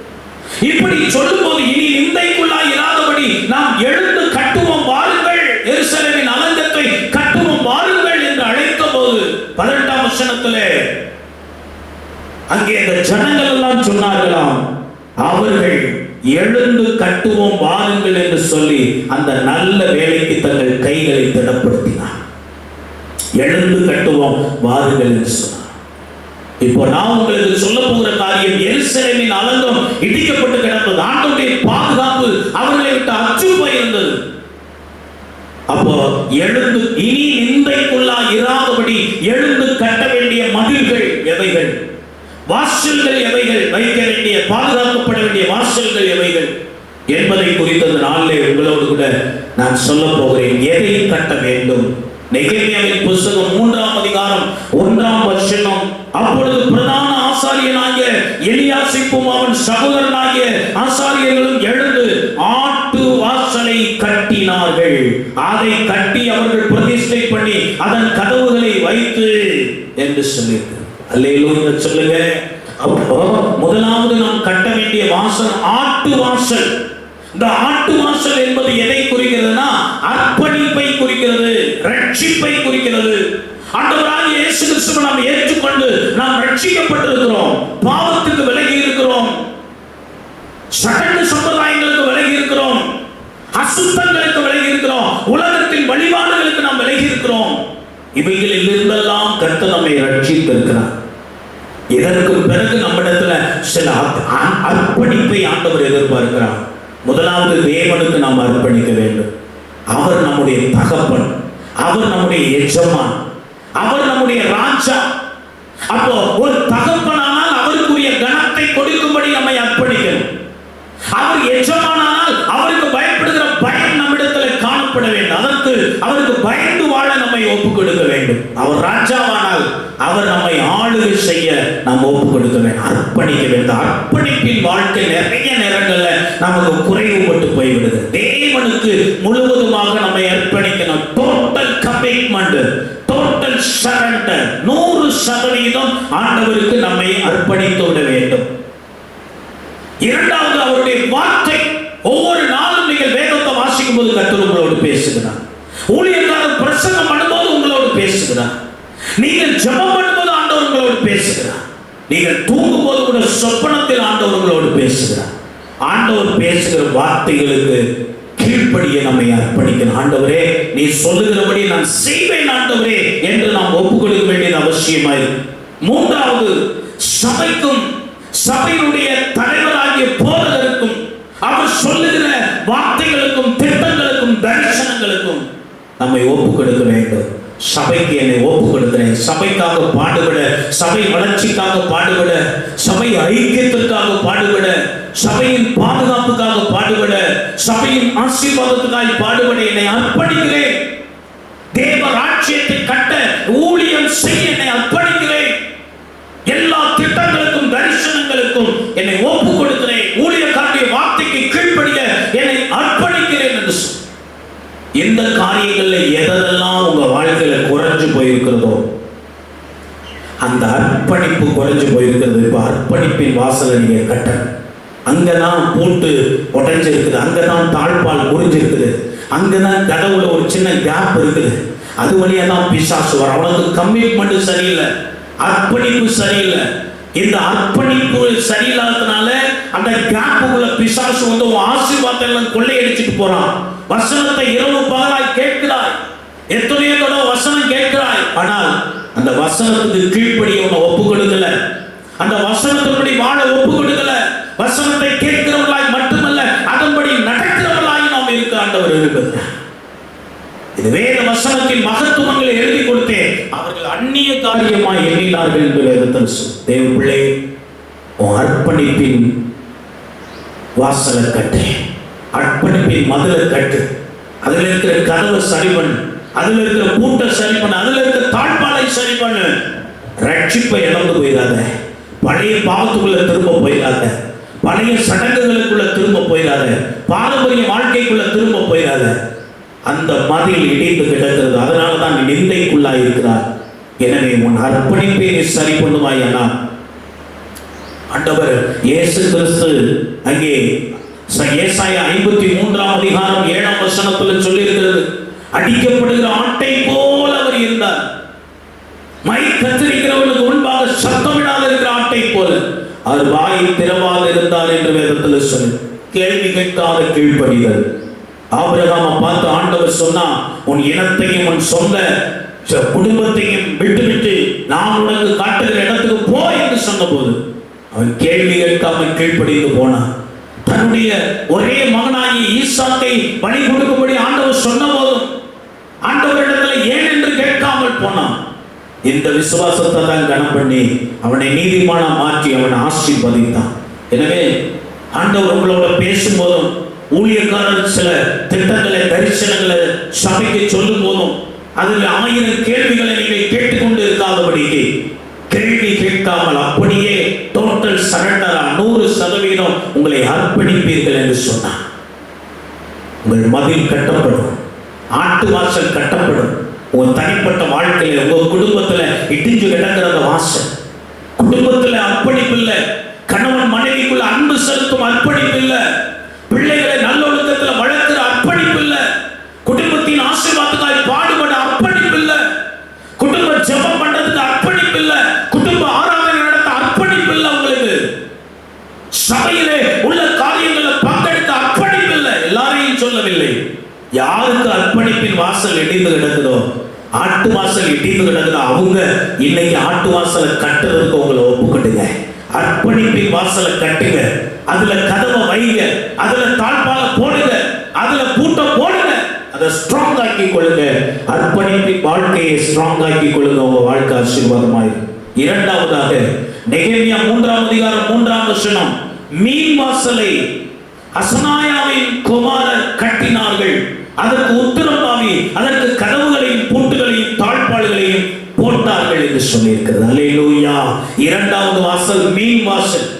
மீன் வாசல் என்பது எதை குறிக்கிறது? ஆத்தும ஆதாயத்தை குறிக்கிறது. ஆட்டு வாசல்ல உங்கள் ஆத்துமாவை காத்துக் கொண்டவர்கள், மீன் வாசல்ல அடுத்தவருடைய ஆத்துமாவுக்கு நீங்க உத்தரவாதம் பண்ணணும். உங்கள் ஊரிலே ஒரு நபர் இயேசுவை அறியாமல் மரித்து நரகத்துக்கு போவார்களானால், பாவம் மன்னிக்கப்பட்ட நிச்சயம் இல்லாமல் நரகத்துக்கு போவாரானால், நாம் தான் உத்தரவாதி. ஆவியனுடைய ரத்தத்தை குறித்து காயினிடத்தில் கணக்கு கேட்டது போல நம்முடைய சகோதர சகோதரிகள், நம்முடைய இனஜன பந்துக்கள், நம்முடைய ரத்த சம்பந்தமான உறவுகள், நம்முடைய ஊரில் இருக்கிறவர்கள், நம்முடைய சமுதாயத்தில் இருக்கிறவர்கள், நம்முடைய தேசத்தில் இருக்கிறவர்களுக்கு அவர்களை குறித்து ஆண்டவர் நம்மிடத்தில் கணக்கு கேட்பார். அவர்களுக்காக உத்தரவாதம் பண்ணி நாம் செபிக்கணும். ஆண்டவரே, இவர்களுக்காக நான் திறப்பின் வாசலில் நிற்கிறேன் ஆண்டவரே, இவர்கள் பாவங்களை மன்னியும் ஆண்டவரே, இவர்களுக்காக 2000 வருடங்களுக்கு முன்பாய் கல்வாரி சிலுவையிலே ரத்தம் சிந்திவிட்டு என் பாவங்களை சுமந்து தீர்த்து விட்டு இவர்கள் பாவத்திற்காக நான் உத்தரவாதம் பண்ணுகிறேன், இவர்களை ரட்சியும் ஆண்டவரே என்று ஆத்தும ஆதாயம் நற்செய்தி அறிவித்தல் நம்முடைய வாழ்க்கையின் கடமையாய் மாற வேண்டும். பவுல் சொல்லுகிறார், அது என் மேல் விழுந்த கடமை, நான் அதை அறிவிக்காவிட்டால் எனக்கு ஐயோ. ஆண்டவர் சொன்னார், நீங்களே எனக்கு சாட்சிகளாய் இருக்கிறீர்கள். ஆதி முதல் என்னோடு இருந்தவர்கள் நீங்கள் தான் எனக்கு சாட்சிகளாய் இருக்கிறீர்கள் என்று சொன்னார். அப்போஸ்தலர்கள் சொன்னாங்க, நாங்கள் கண்டதையும் கேட்டதையும் குறித்து சாட்சி சொல்லாமல் இருக்கக்கூடாதே. வேற யார் சொல்லுவாங்க? நாம சொல்லாவிட்டால் யார் சொல்லுவாங்க? இயேசுவை பத்தி நமக்கு தானே தெரியும். அவர் செய்த அற்புதங்கள் நமக்கு தானே தெரியும். அவர் கொடுத்த சுகம் நமக்கு தானே தெரியும். அழுது கொண்டிருந்த நம்முடைய கண்ணீரை அவர் துடைத்தது நமக்கு தானே தெரியும். பண கஷ்டத்திலே நமக்கு அவர் உதவி செய்தது நமக்கு தானே தெரியும். தெரிந்தவர்கள் தெரியாதவர்களுக்கு போய் சொல்ல வேண்டும் அல்லவா? தெரிந்தவர்கள் தெரியாதவர்களுக்கு போய் சொல்ல வேண்டும் அல்லவா? நற்செய்தி அறிவிப்பது நம்மேல் விழுந்த கடமை. நிறைய பேருக்கு அந்த சிந்தனை இல்லாமல் போய்விட்டது. ஆரம்ப நாட்களில் ரட்சிக்கப்பட்ட ஒவ்வொரு விசுவாசிக்கும் இருதயத்தில் துடித்துக் கொண்டே இருக்கும், ஆண்டவர் அறியாத மக்களுக்கு ஆண்டவரை பற்றி சொல்லணும், அவர்களையும் ரட்சிப்புள்ள நடத்த வேண்டும் என்ற எண்ணம் அநேகருக்கு. இன்னைக்கு அதெல்லாம் குறைந்து போய்விட்டது.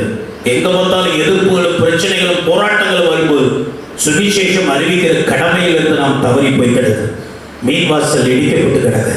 அதுக்குள்ளதான் சத்துரு உள்ள வந்து நம்மை சிறைப்படுத்துகிறான். அங்கேதான் நமக்கு நிந்தனை வருகிறது, போராட்டங்கள் வருகிறது. மீன் வாசலை கட்டுங்க. நான் ஆத்துமாக்களை ஆதாயம் செய்வேன், ஆத்துமாக்களுக்காக உத்தரவாதம் பண்ணுவேன், ஆத்துமாக்களுக்காக ஜெபிப்பேன், நற்செய்தி அறிவிப்பேன், வேத வசனங்களை பரவ பண்ணுவேன் என்று நீங்கள் சொல்லி அந்த மீன் வாசலை கட்டுவீர்கள் என்று சொன்னால் நீங்கள் நிந்தைக்குள்ளாயிராதபடி கர்த்தர் உங்களை மாற்றுவார். மத்தேயு 28:19 ஆண்டவர் சொன்னார், ஆகையால் நீங்கள் உலகமெங்கிலும் போய் சகல சிருஷ்டிகளுக்கு சுவிசேஷத்தை அறிவி. ஆண்டவருடைய நற்செய்தி அறிவிக்கணுங்கிறது ஆண்டவருடைய கட்டளை, ஆப்ஷன் அல்ல, கட்டளை. கண்டிப்பாய் செய்யப்பட வேண்டியது. அறிந்தவர்கள் அறியாதவர்களுக்கு இயேசுவை பற்றி சொல்ல வேண்டும். மீன் வாசல் இடிக்கப்பட்டு கிடக்குற மகனை மகளை அந்த மீன் வாசலை கட்டி ஆத்தும் ஆதாயம் பண்ற ஆர்வம் உனக்குள்ள இல்லையா? நற்செய்தி அறிவிக்கிற ஆசை உனக்குள்ள இல்லையா? விருப்பம் உனக்குள்ள இல்லையா? இன்றைக்கு நீ அர்ப்பணிப்பின் நேரத்தில் அழுது ஜெபம் பண்ணு, ஆண்டவரே எனக்கு ஆத்தும ஆதாயம் பண்ணக்கூடிய கிருபையை தாங்க, ஆத்தும பாரத்தை கொடுங்க, ஆத்துமாக்களுக்காய் அழுது புலம்பி செபிக்கிற பாரத்தை எனக்குள்ள கொடுங்க. கர்த்தர் அப்படியே செய்வார். மூன்றாவதாக நெகேமியா 3ஆம் அதிகாரம் 6ஆம் வசனம், பழைய வாசலை பசியாவின் குமாரனாகிய யோய்தாவும் பெசோதியாவின் குமாரனாகிய மெகல்லாமும் பழுது பார்த்து கட்டினார்கள். அவர்கள் அதற்கு உத்திரம்பாவி அதற்கு கதவுகளையும் பூட்டுகளையும் தாழ்பாடுகளையும் போட்டார். மூன்றாவது பழைய வாசல். இந்த பழைய வாசல் என்பது என்னன்னா நினைவு கூறுதல், மெமோரியல், நினைவு கூறும் ஒரு அனுபவத்தை குறிக்கிறது. பழைய நகரத்துக்கும் புதிய நகரத்துக்கும் இடையில் இருக்கிற அந்த வாசல் இது எதற்கு பயன்படுகிறது என்று சொன்னால், நாம் ரட்சிக்கப்படுவதற்கு முன்னால ஒரு வாழ்க்கை வாழ்ந்து கொண்டிருந்தோம். நாரி போன ஒரு வாழ்க்கை வாழ்ந்து கொண்டிருந்தோம். யாருக்கும் விருப்பம் இல்லாத ஒரு வாழ்க்கை, அசுத்தமான ஒரு வாழ்க்கை, காய்மக்காரமான ஒரு வாழ்க்கை, கசப்பு நிறைந்த ஒரு வாழ்க்கை, துன்மார்க்கமான ஒரு வாழ்க்கை வாழ்ந்து கொண்டிருந்தோம். இயேசு நம்மை சந்தித்து நம்முடைய வாழ்க்கையை மாற்றி இருக்கிறார். நம்மை நீதிமான்களாய் மாற்றி, பரிசுத்தவான்களாய் மாற்றி இருக்கிறார். உண்மை உள்ளவர்களாய் அவர் மாற்றி இருக்கிறார். சத்தியம் உள்ளவர்களாய் மாற்றி இருக்கிறார். நீதி உள்ளவர்களாய் மாற்றி இருக்கிறார் ஆண்டவர். இப்படி மாற்றப்பட்ட பிறகு உங்கள் பழைய துன்மார்க்க வாழ்க்கைக்குள்ளே நீங்கள் போய்விடக்கூடாது. அந்த பழைய வாசலின் கதவுகளை அவ்வப்போது திறக்க வேண்டும். எதற்குன்னா, நான் இப்படி இருந்தேன், ஆண்டவர் என்னை இப்படி மாற்றினார் என்று நினைவு கூர்ந்து நீங்கள் சாட்சி சொல்லும்படி அந்த கதவை திறக்க வேண்டும். அவ்வப்போது நிரந்தரமா திறந்து வச்சுட்டீங்கன்னா அந்த பழைய பாவ வாழ்க்கை மீண்டும் உங்களுக்குள்ளே வந்துவிடும். அப்போ நினைவு கூறுதல் இருக்கணும், நன்றி உள்ள இருதயம் இருக்க வேண்டும். துதிக்கிற வாசல் அந்த வாசல் தான். அந்த வாசல் ஸ்ட்ராங்கா இருந்ததா எப்போதும் துதி உங்க மனசுல, உங்க வாயில வரும். எல்லாவற்றையும் நீங்கள் பார்ப்பீர்கள். அவற்றின் மத்தியில கர்த்தர் நான் நிர்மூலமாக்காமல் இருப்பது அவருடைய கிருபை. எருசலேமே இடிக்கப்பட்டு எல்லாம் போய்விட்டது. ஆனாலும் எரேமியா புலம்பல் புத்தகத்தில் சொல்லுகிறார், ஆனாலும் நாம் நிர்மூலமாகாமல் இருப்பது.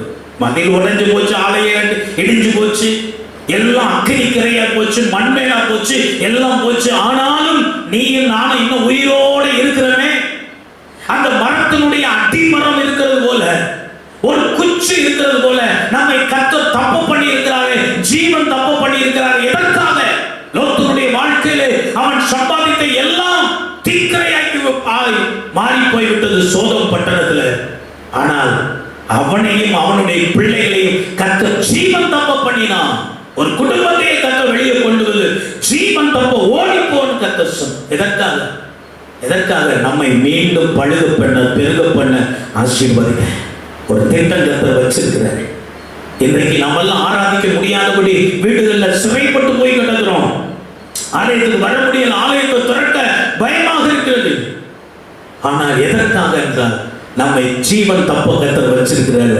மீண்டும் அவர் மகிமையான ஒரு ஆலயத்தை, இஸ்ரவேல் ஜனங்கள் திரும்ப வந்து மகிமையான ஒரு ஆலயத்தை கட்டினாங்க. ஆண்டவர் வாக்கு கொடுத்தா, முந்தின ஆலயத்தை பார்க்கலாம் இந்த பிந்தின ஆலயத்தின் மகிமை பெரிதாக இருக்கும் என்று ஆண்டவர். அருமையான பிள்ளையே, இந்த சிறையிருப்பின் நாட்களுக்கு முன்பாக நீ ஆண்டவரை ஆராதித்ததை விட ஒரு மகிமையான ஆராதனையை இனி வருகும் நாட்களில் கர்த்தர் தரப்போகிறார். ஒரு எழுப்புதலின் நாட்களில் கர்த்தர் தரப்போகிறார். ஒரு அறுவடையின் நாட்களில் கர்த்தர் தரப்போகிறார். பின்மாறி காலத்தில் எழுப்புதல் திருச்சபைகளையும் விசுவாசிகளையும் ஊழியக்காரர்களையும் கிறிஸ்தவ சமுதாயத்தையும் பற்றி பிடிக்க போகிறது. நம்பிக்கை உள்ளவர்களாக இருக்க. அப்போ எப்போதும் துதிக்கிற ஒரு வாசம், பழைய பாவத்துக்குள்ள போயிடாத. துதி, சாட்சி சொல்ல. இதற்காக தான் பழைய வாசம். நிறைய பேருக்கு எத்தனை அற்புதம் நடந்தாலும் ஒரு நாள் ஆலயத்தில் எழுப்பி நின்று சாட்சி சொல்ல வாய் வர மாட்டேங்குது, மனசு வர மாட்டேங்குது. என்னென்னமோ பேசுறோம் உலகத்துல. ஆண்டவர் செய்ததை சபையின் நடுவில் என்று சாட்சி சொல்ல, ஆண்டவர் அறியாத மக்களுக்கு போய் இயேசு என் வாழ்க்கையில இதை செய்தார் என்று சாட்சி சொல்ல அநேகருக்கு இருதயம் இல்லை. உனக்கு பழைய வாசல் இடித்து கிடக்குது, பழைய வாசலின் கதவு உடைந்து கிடக்கிறது, பூட்டுகளும் தாழ்பால்களும் முறிந்து கிடக்கிறது. அதை நீ சரி பண்ணும்படி கர்த்தர் உனக்கு சொல்லுகிறார். நினைவு கூறுதல் இல்லை, நன்றி உள்ள இருதயம் இல்லை. உன் பாவத்தை எல்லாம் கர்த்தர் மன்னிச்சிருக்கிறார். உன் வியாதியை சுகமாக்கி இருக்கிறார். கர்த்தர் உன்னை சுகமாக்காம இருந்ததால் நீங்கள் மரித்து 10-15 வருடமாக இருக்கும். என்னை கர்த்தர் என் வியாதியை சுகமாக்காமல் இருந்திருந்தால் நான் மரித்து 27-28 வருஷமாக இருக்கும். எனக்கு அந்த நன்றி உள்ள இருதயம் இருக்கிறது. இயேசு என்னை சுகமாக்கினார். இயேசு என் பாவத்தை மன்னித்தார். இயேசு என் நிந்தையை மாற்றினார். நன்றி உள்ள இருதயத்தோடு இருங்க. அந்த பழைய வாசல் கட்டப்படும். அப்பொழுது உங்கள் நிந்தை மாறும். நான்காவதாக நெகேமியா 3ஆம் அதிகாரம் 13ஆம் வசனம். நெகேமியா 3ஆம் அதிகாரம் 13ஆம் வசனம். பள்ளத்தாக்கின் வாசலை ஆனூனும் சானோவாகின் குடிகளும் பழுது பார்த்து கட்டினார்கள். அவர்கள் அதை கட்டி அதற்கு கதவுகளையும் பூட்டுகளையும் தாழ்பால்களையும் போட்டு அப்படின்னு. அப்போ அடுத்து பள்ளத்தாக்கின் வாசல். இந்த பள்ளத்தாக்கின் வாசல் இறங்குதல், இறக்க குணம், தாழ்மையின் சிந்தனை குறிக்கும். உங்க வாழ்க்கையில் அந்த சிந்தனை இல்லாம இருக்குதா? எதையோ நினைச்சு பெருமை பாராட்டி கொண்டிருக்கிறீர்களா? உங்கள் படிப்பு, உங்கள் பதவி, உங்க ஆஸ்தி, உங்க அந்தஸ்து, உங்கள் அழகு, உங்களுடைய சொந்த பந்தங்கள், உங்களுடைய ஜாதி, குலம், கோத்திரம், இவைகள் எல்லாம் சொல்லி நீங்கள் பெருமைப்பட்டு கொண்டு கிடக்கிறீர்களா? கர்த்தர் சொல்லுகிறார், உனக்கு தாழ்மையின் சிந்தனை வரும். பெருமையினாலே உன்னுடைய பள்ளத்தாக்கின் வாசல் இடிக்கப்பட்டு கிடக்கிறேன். தாழ்மை இல்லை. கிறிஸ்து இயேசுவில் உள்ள சிந்த தாழ்மையின் சிந்தனை. அந்த தாழ்மையின் சிந்தனை உனக்குள் இல்லை. நீ கிறிஸ்தவன் சொல்லிட்டு இருக்க, நீ ஆண்டவருடைய பிள்ளைன்னு சொல்லிக் கொண்டிருக்கிறாய். ஆனா இயேசுவின் இடத்தில் இருந்த சிந்தனை உனக்குள்ள இல்ல. தாழ்மையின் சிந்தனை இல்ல, இறக்க குணம் உனக்கு இல்ல, ஹெல்பிங் மைண்ட் உனக்கு இல்ல, உதவி செய்கிற மனசு உனக்கு இல்ல. ஆண்டவர் ஒரு அருமையான உதாரணத்தை சொன்னாரே, அந்த நல்ல சமாரியன் ஓமையில ஒருவன் குத்துயிராய் கிடக்கிறான். ஆசாரியனும் லேவியனும் விலகி போய்விட்டார். இன்னைக்கு அநேகர் எப்படித்தானே விலகி போகிற மக்களா இருக்கும். தேவையுள்ள மக்கள் இருக்கிறார்கள், பிரச்சனை உள்ள மக்கள் இருக்கிறாங்க, வியாதியோடு மக்கள் இருக்கிறாங்க. நாம் விலகி போய் விடுகிறோம். நமக்கு ஏன் வம்பு என்று. இது கிறிஸ்தவனின் சுபாவம் அல்ல, இது கிறிஸ்தவ சிந்தனை இல்ல. கிறிஸ்தவ சிந்தனை என்றால் சேவை, சேவை மனப்பான்மை, சர்வீஸ் மைண்ட். நாம் ஒவ்வொருத்தங்களுக்கும் சர்வீஸ் மைண்ட், ஹெல்பிங் மைண்ட் தேவை. அவைகளை நீங்கள் வளர்த்துக் கொள்ளுங்கள். உங்களுக்கு அது இல்லாமல் இருந்தால் இன்றைக்கு பள்ளத்தாக்கின் வாசல் இடிக்கப்பட்டு கிடக்கு. தாழ்மையின் சிந்தனை உங்களுக்குள்ள வரும். இயேசு கிறிஸ்துவை பற்றி சொல்லி, அவர் பள்ளத்தாக்கில் நீடி புஷ்பம். அவர் தாழ்மையின் சிகரங்க ஆண்டவர். தாழ்மைன்னா அவர்கிட்ட தான் கற்றுக்கொள்ளணும். செக்குலர்ல இருக்கிற மக்கள் பைபிள்ல இருந்து தான் நிறைய லீடர்ஷிப் குவாலிட்டியை கற்றுக்கொள்றாங்க. லீடர்ஷிப்புக்கு எடுக்கப்படுகிற எல்லாம் நிறைய அநேக பாடங்கள், ட்ரைனிங் எல்லாம் பிப்ளிக்கல் பேசிஸா இருக்குது. வேதாகமத்திலிருந்து பல உதாரணங்களை எடுத்து அவர்கள் சொல்லுகிறார்கள். எனவே இந்த சேவை மனப்பான்மை உங்களுக்கு இல்லையா? அடுத்து உங்களுக்கு உதவி செய்கிற மனப்பான்மை இல்லையா? கஷ்டப்படுகிற மக்களை விசாரிக்கணுங்கிற சிந்தனை உங்களுக்கு இல்லையா? இன்றைக்கு உங்கள் சிந்தனையை மாற்றுங்க. பள்ளத்தாக்கின் வாசல் உங்களுக்கு இடிக்கப்பட்டு கிடக்கிறது. சுய பிரஸ்தாபத்துக்காக இது வேண்டாம். ஆண்டவர் மத்திய 6ஆம் அதிகாரத்திலே அங்கே ஆண்டவர் சொல்லுகிறார், நீ ஒருத்தனுக்கு உதவி செய்யும் போது எல்லாரும் காணும்படி அதை செய்யாம அந்த இடத்துல செய். வலதுகை செய்யறத இடதுகை தெரியக்கூடாது. பப்ளிசிட்டி பண்ண வேண்டாம், பிரகடனப்படுத்த வேண்டாம். நான் தான் ரொம்ப ஜெபம் பண்றேன், என்னால் எல்லாமே சபை நடக்காது. நான் தான் ரொம்ப ஊழியம் செய்யறேன், என்னால் என்னன்னா ஒன்றும் நடக்காது. நான் தான் அதிகமாக கொடுக்குறேன், என்னால் எல்லாமே நடக்காது சொல்லாது. இந்த பெருமையை நீ குப்பையில போட வேண்டாம். இந்த பெருமையின் சிந்தனையை எடுத்துவிட்டு தாழ்மையின் சிந்தனை, சேவை மனப்பான்மை, ஹெல்பிங் மைண்ட் உனக்குள்ள வரும்போது, இறக்க குணம் உனக்குள்ள வரும்போது, சிலருடைய இருதயம் கல்லான இருதயம் அது. யார் எவ்வளவு கஷ்டப்பட்டாலும் கொஞ்சம் கூட மனசு இறங்க மாட்டேங்க. தயவு செய்து உங்க மனசை மாத்துங்க. நீங்க ஆண்டவருடைய பிள்ளைகள், ஆண்டவருடைய சுபாவம் உங்களிடத்தில் இருக்க வேண்டும். சுய பிரஸ்தாபம் வேண்டாம். தன்னைத்தானே உயர்த்துகிற எவனும் தாழ்த்தப்பட்டு போவான், தன்னைத்தானே தாழ்த்துகிற எவனும் உயர்த்தப்படுவான். எனவே தாழ்மையையும் கிருபையையும் உயர்வையும் கற்றவர்களுக்கு தருபடி பள்ளத்தாக்கின் வாசலை பழுது பார்த்து கட்டுங்க. கதவை போடுங்க, பூட்டை போடுங்க, தாழ்பாலை போடுங்க. தாழ்மையின் சிந்தனையை தரித்துக் கொள்ளுங்கள். சேவை மனப்பான்மை வளர்த்துக் கொள்ளுங்கள். உதவி செய்யும் மனப்பான்மை வளர்த்துக் கொள்ளுங்கள். இறக்க குணத்தை பெற்றுக் கொள்ளுங்கள் ஆண்டவரிடத்தில் இருந்து. அப்பொழுது உங்கள் பள்ளத்தாக்கின் வாசல் பாதுகாப்பாக இருக்கும். நீங்க நிந்தைக்குள்ளாக மாட்டீங்க. 5ஆவதாக நெகேமியா 3ஆம் அதிகாரம் 14ஆம் வசனம். குப்பை மேட்டு வாசலை பெத்லெகேமின் மாகாணத்து பிரபுவாகிய ரேக்கானின் குமாரன் மல்கியா பழுது பார்த்து அதை கட்டி அதற்கு கதவுகளையும் பூட்டுகளையும் தாழ்பாடுகளையும் போட்டான். அடுத்த வாசல் குப்பை மேட்டு வாசல். இந்த குப்பை மேட்டு வாசல் என்பது எதை குறிக்கிறது என்றால் அனுதின சுத்திகரிப்பு. அனுதின சுத்திகரிப்பு நம்முடைய வாழ்க்கையில இருக்க வேண்டியது ரொம்ப அவசியமா இருக்கு. குப்பை மேட்டுக்கு போகிற வாசல். எதுக்கு குப்பை மேட்டுக்கு போகணும்? அனுதினமும் அந்த பட்டணத்தில் சேருகிற அழுக்கு குப்பைகள், தேவையில்லாத வேஸ்டான திங்ஸ் எல்லாம் எடுத்து கொண்டு போய் குப்பை மேட்டு வாசலை திறந்துவிட்டு கொண்டு போய் குப்பை மேட்டில் போட்டுவிட்டு அந்த வாசலை சாத்தி விட வேண்டும். இல்லை என்றால் அடிக்கிற காற்றில் நீங்கள் போட்டுவிட்டு வந்த குப்பையெல்லாம் மீண்டும் பட்டணத்துக்குள்ள வந்துவிடும். அனுதினமும் இன்னைக்கு இந்த கொரோனா வைரஸ்னால எல்லாரும் வீட்டுக்குள்ளே நாம் முடங்கி இருந்தாலும் தூய்மை பணியாளர்கள் வெளியில் இருக்கிறாங்க. இல்லைன்னா பட்டணம் நாரிப்போம். அனுதினமும் அவர்கள் சுத்திகரித்துக் கொண்டே இருக்கிறார்கள். அருமையான தேவனுடைய பிள்ளையே, நாம் விரும்பியோ விரும்பாட்டாலும் உலகத்தின் குப்பைகள் நமக்குள்ள வந்து கொண்டே இருக்கிறது. அஜாக்கிரதை. அஜாக்கிரதையினால உலகத்தின் பாவங்கள், உலகத்தின் குப்பைகள், உலகத்தின் அசுத்தங்கள் நமக்குள்ள வந்து கொண்டே இருக்கிறது. அனுதினமும் பாவ அறிக்கை பண்ணணும். பாவங்களை மறைக்கிறவன் வாழ்வடைய மாட்டான். அவற்றை அறிக்கை செய்து விட்டு விடுகிறவன் இரக்கம் பெறுவான். அனுதினமும் நீங்கள் பாவ அறிக்கை செய்ய வேண்டும். சுத்தம், பரிசுத்தம், தூய்மை வாழ்க்கை நமக்கு வேண்டும். தூய்மை இல்லாவிட்டால் ஆண்டவருக்கு பிரியமா நாம் இருக்க முடியாது. பரிசுத்தம் இல்லாமல் தேவனுக்கு ஒருவன் பிரியமா இருக்க முடியாது, அவரை தரிசிக்க முடியாது. எனவே நாம் பரிசுத்தம் உள்ளவர்களாய் காணப்பட வேண்டியது அவசியம். பாவம் நம்முடைய வாழ்க்கையில் சேருகிறதுக்கு இடம் கொடுக்கக்கூடாது. அனுதினமும் பாவரிக்கை செய்து அந்த பாவத்தை வெளியேற்றி விட வேண்டும். பாவம் நம்முடைய வாழ்க்கையில் சேர சேர சேர சேர அறிக்கை செய்யப்படாத பாவத்தின் நிமித்தமாய் நிந்தைகள், அவமானங்கள், போராட்டங்கள் நம்முடைய வாழ்க்கை. பாவத்தை உணரணும், அறிக்கை பண்ணணும், விட்டு விட வேண்டும். இது 3 காரியம் நடந்தாதான் கர்த்தரிடத்தில் நமக்கு இரக்கம் கிடைக்கும். அப்போ பாவம் செய்யாமல் இருக்க வேண்டும். கெட்டதை நீங்கள் வெளியேற்றி விடுங்கள். வெளி சுவாசம், நம்ம சுவாசிக்கிறோம். சுவாசிக்கிறதுல என்ன நடக்கிறது? உள்ளே இருக்கிற அசுத்தமான காற்றை நாம் வெளியேற்றுகிறோம். அதான் வெளி சுவாசம்னு சொல்றோம். உள்ளே இருக்கிற கார்பன் டை ஆக்சைடு, தேவையில்லாத அசுத்த காற்றை வெளியேற்றி விட்டு சுத்தமான காற்றை உள்ளே இழுத்துக் கொள்வதுதான் சுவாசம் என்று சொல்லுவோம். உங்க வாழ்க்கையில் எதெல்லாம் அசுத்தமா இருக்குதோ, பாவமா இருக்குதோ, தேவன் விரும்பாத காரியமா இருக்குதோ, அதை அறிக்கை பண்ணி வெளியேற்றி விட்டு அந்த குப்பைகளை வெளியேற்றி விட்டு பவுல் சொல்றாங்கல்ல, இவைகள் எல்லாவற்றையும் நான் குப்பையுமாக விட்டு விட்டேன். நிறைய பேர் இந்த குப்பையை தான் பிடிச்சுக்கிட்டு இருக்காங்க. இந்த குப்பையை தான் பிடித்துக் கொண்டிருக்கிறார்கள். அந்த பெருமை, இந்த பெருமை எல்லாம் பிடிச்சு தேவையில்லாத காரியங்கள், குப்பைகளை கொண்டு வந்து பெட்டிக்குள்ள போட்டு வைத்திருக்கிறார்.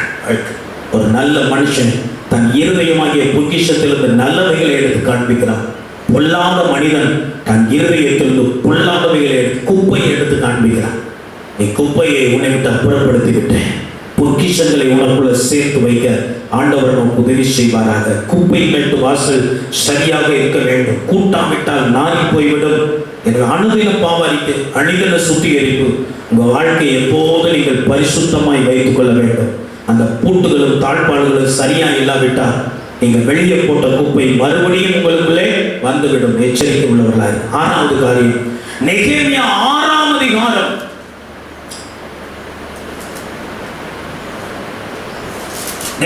3ஆம் அதிகாரம் 15ஆம் வசனம்.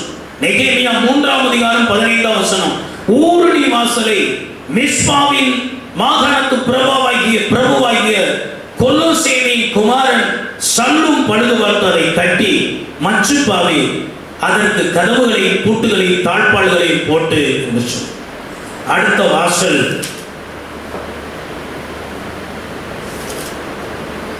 வாசல் ஊருணி வாசல். 6வது காரியம் ஊருணி வாசல். ஊருணி வாசல் என்பது எருசலேம் பட்டணத்துக்கு தண்ணீர் வரக்கூடிய ஒரு வாசல். இந்த தண்ணீர் இருந்தால்தான் உயிர் வாழ முடியும். எது இருந்தாலும் எது இல்லைன்னா வாழ்ந்தாலாம். தண்ணீர் இல்லாவிட்டால் தண்ணீர் எல்லாவற்றுக்கும் உதவும். தாகத்தை தீர்க்கும், சுத்திகரிக்க உதவும், ஜீவனை கொடுக்கும், பசுமையை உண்டாகும். நம்ம வாழ்க்கையில் பசுமையான வாழ்க்கை இருக்கணும்னா, பச்சையான ஒளிவு மரத்தை போல நீங்க இருக்கணும்னா உங்களுக்கு தண்ணீர் அவசியம். இந்த தண்ணீர் என்பது என்னன்னா ஜீவ தண்ணீர். ஜீவ தண்ணீர் என்பது பரிசுத்த ஆவியானவரை குறிக்கும். அனுதினமும் நீங்க ஒரு செடி வைத்திருந்தால் அனுதினமும் அதற்கு தண்ணீர் ஊற்ற வேண்டும். நீங்கள் ஒரு வாகனத்தை வைத்திருந்தால் அனுதினமும் அதை கழுவி சுத்திகரிக்க வேண்டும். நீங்கள் போட்டிருக்கிற வஸ்திரம் அழுக்காய் போய்விட்டால் அனுதினமும் சுத்திகரிக்கணும். நாம பயன்படுத்துகிற பாத்திரங்களை அனுதினமும் கழுவுகிறோம். அதற்கு தேவை தண்ணீர். அப்போ பரிசுத்த ஆவியானவர் நம்ம வாழ்க்கை பரிசுத்தமா இருக்கிறதுக்கு, தூய்மையா இருக்கிறதுக்கு, அந்த ஆவியினால் கழுவப்படுகிறதுக்கு பரிசுத்த ஆவியானவர் நமக்கு உதவி செய்யுது. அப்போ அனுதினமும் நீங்கள் ஆவியில் நிரம்பி ஜெபம் பண்ணும்போது பரிசுத்த ஆவியானவர் உங்களை கழுவுகிறார், உங்களை சுத்திகரிக்கிறார். 2வது, உங்களுக்குள்ள எதெல்லாம் மரித்த அனுபவங்கள் உள்ளே வந்து விட்டதோ அதை எல்லாவற்றையும் கர்த்தர் உயிர் பெற பண்ணுகிறார். உலர்ந்த எலும்புகள் மேல, எலும்பு பள்ளத்தாக்கிலே ஆவியானவர் உள்ளே இறங்கி அவைகள் எல்லாம் எழுப்பி நிற்க பண்ணது போல உங்க வாழ்க்கையில எந்தெந்த ஆவிக்குரிய அனுபவம் மரித்து போய் கிடக்குது? துதித்தல் இல்லையா? ஸ்தோத்திரம் வரமாட்டேங்குதா வாயில? அது செத்து போச்சா? ஜெபம் முழங்கால் படியிட முடியலையா? பல நாள் ஜெபம் பண்ண முடியலையா? உனக்கு வேதத்தை வாசிக்க முடியலையா? இந்த ஆவிக்குரிய அனுபவங்கள்லாம் மரித்து போய் கிடக்கிறது. பரிசுத்த ஆவியானவர் அதுக்குள்ள பிரீத், சுவாசத்தை ஊதுவான், அது உயிரோடு கூட எழும்ப ஜீவனை கொடுப்பான். புது அபிஷேகம் ஒவ்வொரு நாள் ஊருணி வாசலின் அனுபவம். நிறைய பேர் ரட்சிக்கப்பட்டாச்சு, ஞானஸ்நானம் எடுத்தாச்சு, பரிசுத்த ஆவி பெறணுங்கிற எண்ணமே இல்லாம இருக்கிறாங்க நிறைய பேர். பரிசுத்த ஆவியை குறித்து ஒரு இடத்துல சொல்லியிருக்கிறது, நீங்கள் ரட்சிக்கப்பட்ட போது பரிசுத்த ஆவியை பெற்றீர்களான்னு கேட்ட போது அவங்க சொன்னாங்க, பரிசுத்த ஆவின்னு ஒண்ணு இருக்குதுங்கிறதே எங்களுக்கு தெரியாது. அப்போ கேட்டாங்க, நீங்க எந்த ஞானஸ்நானம் எடுத்தீர்கள்? நாங்கள் யோவான் கொடுத்த ஸ்நானம் எடுத்தோம். அப்போ அதுக்கு பிறகுதான் அங்கே பரிசுத்த ஆவியை பத்தி தான் டீச்சிங் வருது. அப்போ பரிசுத்த ஆவியை பத்தி டீச் பண்ணி அவர்கள் மேல் கைகளை வைத்த போது அவர்கள் எல்லாரும் பரிசுத்த ஆவியை பெற்று அந்நிய பாஷை பேசினார்கள். அல்லேலூயா. ஒருவேளை இதை பார்த்து கொண்டிருக்க, கேட்டுக்கொண்டிருக்கிற நீங்கள் பரிசுத்த ஆவியின் அபிஷேகத்தை அந்நிய பாஷையின் அடையாளத்தோடு நீ பெற்றுக்கொள்ளாமல் இருப்பாயனால், நீ திருச்சபைக்குள்ள போய் ஒரு போதகருடைய வழிநடத்துதலின்படி பரிசுத்த ஆவியை குறித்து நன்றாய் அறிந்து கொண்டு பரிசுத்த ஆவிக்காக ஜெபம் பண்ணு, தாகத்தோடு ஜெபம் பண்ணு. பரிசுத்த ஆவி உன்னை நிரப்புவான். அந்நிய பாஷையின் அடையாளத்தோடு ஆவியானவர் உனக்குள்ள இறங்கி வருவான். நீ பலனடைவாய். கிருபையை கர்த்தர் தருவான்.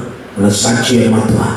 நீ பரிசுத்த ஆவியின் அபிஷேகத்தை பெறாததுனால உன்னால பாவத்தை ஜெயிக்க முடியல, பலவீனங்களை மேற்கொள்ள முடியல, சோதனைகளை மேற்கொள்ள முடியல, ஜெபம் உன்னால பண்ண முடியல, வேதத்தை வாசித்தால் உனக்கு புரியவில்லை. நீ பரிசுத்த ஆவியின் அபிஷேகத்தை பெற்றுக்கொண்டால் இவைகள் எல்லாம் உனக்கு சாதகமாய் மாறி போகும். பரிசுத்த ஆவியானவர் எல்லாவற்றையும் மாற்றி விடுவார். புது அபிஷேகம் ஒவ்வொரு நாள். சிலர் பரிசுத்த ஆவியை பெற்று 10 வருஷம் ஆச்சு, ஏதோ பேசினார் என்ற அந்நிய பாஷையை திரும்ப பேசிக் கொண்டிருக்கோம். இல்ல, அனுதினம் ஆவியினால் நிரப்பப்படுங்க. ரெஃப்ரெஷ் பண்ணுங்க. திரும்ப ஆவி புது பாஷையை கத்த தருவா, புது பலத்தை தருவா, புது கிருபை தருவா, புது அபிஷேகம், புதிய வல்லமை உங்களுக்குள்ள பாய்ந்து ஓடிக்கொண்டே இருக்கும். ஜீவ தண்ணி, லிவிங் வாட்டர், ஜீவ நதின்னு சொல்றான் சிலது. வற்றாத ஜீவ நதி, தண்ணீர் ஓடிக்கொண்டே இருக்கும். Fresh water. பரிசுத்த ஆவியானவர் தான் என்னை விசுவாசிகளுடைய இருதயத்திலிருந்து ஜீவ தண்ணீர் உள்ள நதிகள் புறப்பட்டு ஓடும் என்று ஆண்டவர் சொன்னார். ஜீவ நதி, அதான் பரிசுத்த ஆவியானவர். இப்போ வாழ்க்கையில் அபிஷேகம் இல்லையா? நீ அபிஷேகம் பெறலையா? அல்லது பெற்ற அபிஷேகத்தை இழந்து போயிட்டியா? முன்ன மாதிரி இப்ப ரொம்ப நேரம் நீ அந்நிய பாஷை பேசி ஜெபம் பண்ண முடியல, ஆராதிக்க முடியலையா? சோர்ந்து போயிருக்கிறியா? உன்னுடைய ஊருடைய வாசல் இடிக்கப்பட்டு கிடக்குதா, உடைக்கப்பட்டு கிடக்குது? உன் வாழ்க்கையை ஒப்பு கொடுத்து நீ இழந்து போன அபிஷேகத்தை மீண்டும் பெற்றுக்கொள்வாயானால் ஊருணி வாசல் பாதுகாப்பா இருக்கும், உனக்கு நிந்தை வராது. 7வது காரியம், நெகேமியா 3ஆம் அதிகாரம் 28ஆம் வசனம். குதிரை வாசல் முதற்கொண்டு ஆசாரியர்கள் அவரவர் தங்கள் வீடுகளுக்கு எதிரே இருக்கிறதை பழுது பார்த்து கட்டினார்கள்.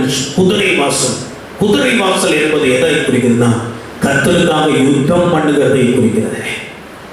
கர்த்தருக்காக யுத்தம் பண்ணணும். கிறிஸ்டியன் லைஃப் ஒரு வார்ஃபேர், போராட்டம் நமக்கு இருக்கு. ஸ்பிரிச்சுவல் வார்ஃபேர், ஆவிக்குரிய போராட்டம். நீங்கள் முன்னாலே சத்துருவின் பிடியில் இருந்தீங்க, பிசாசின் அடிமைத்தனத்தில் இருந்தீங்க. இப்ப ஆண்டவர் அதுல இருந்து, அந்த காலத்தில் இருந்த உங்களை வெளிச்சத்திடத்துல கொண்டு வந்து விட்டார். இப்ப அந்த காலத்தின் அதிபதியாக பிசாசு உங்களோட போராடும்.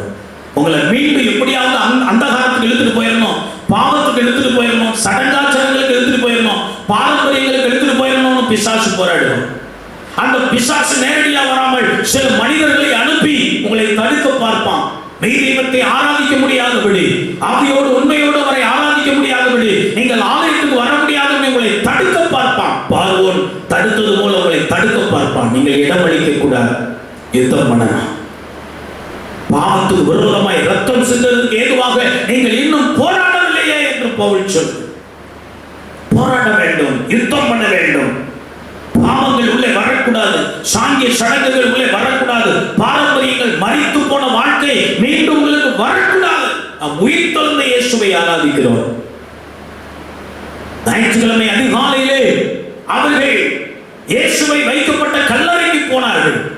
அங்கே ஒரு தேவதூதன் சொன்னார், அவர் இங்கே இல்லை, அவர் உயிர்த்தெழுந்து விட்டார். உயிரோடு இருக்கிறவரை மரித்தவரிடத்தில் தேடுகிறது. ஏன் உன் பேச்சு, உன் செயல்பாடு, உன் சிந்தனை, உன் வாழ்க்கை முறையெல்லாம் மரித்தவர்களே போல இருக்குது? நீ உயிருள்ள தெய்வனை ஆராதிக்கிறான். உயிரோடு எழுந்த ஆண்டவர் உனக்குள்ள இருக்கிறார். உயிரோடு இருக்கிற ஆண்டவர் ஒரு நிமிடமும் உன்னை சும்மா இருக்கவே விட மாட்டார்.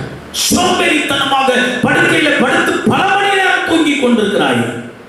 வேதம் வாசிக்கிற சிந்தனை உனக்குள்ள இல்ல, ஜெபம் பண்ற சிந்தனை உனக்குள்ள இல்ல, ஆண்டவரை பத்தி மற்றவங்களுக்கு சொல்லணுங்கிற சிந்தனை உனக்குள்ள இல்ல, சோம்பேறித்தனமா இருக்கு. குதிரை வாசம் யுத்தத்துக்கு ஆயத்தமாயிரு. கிறிஸ்தவ வாழ்க்கை என்றாலே போராட்டம் நிறைந்த வாழ்க்கை. நீதிமொழிகள் 21:31 சொல்லியிருக்குது. நீதிமொழிகள் 21:31, குதிரைகள் யுத்த நாளுக்காக ஆயத்தப்படும், ஜெயமோ கர்த்தரால். 1000 போராட்டம் வரலாம், மனுஷனால் போராட்டம் வரலாம், பிசாசால் போராட்டம், உன் மாமிஷமே உனக்கு விரோதமா இருக்கும், உன் குடும்பமே உனக்கு இது விரோதமா இருக்கும், மனுஷனுக்கு அவனுடைய வீட்டாரே சத்துரு என்று பிரசங்கி சொல்லுகிறான். இதெல்லாம் இருக்கலாம் உனக்கு, ஆனா பயப்படாதே. உனக்கு வெற்றியை கொடுக்கிற ஆண்டவர் உன்னோடு இருக்கிறார்.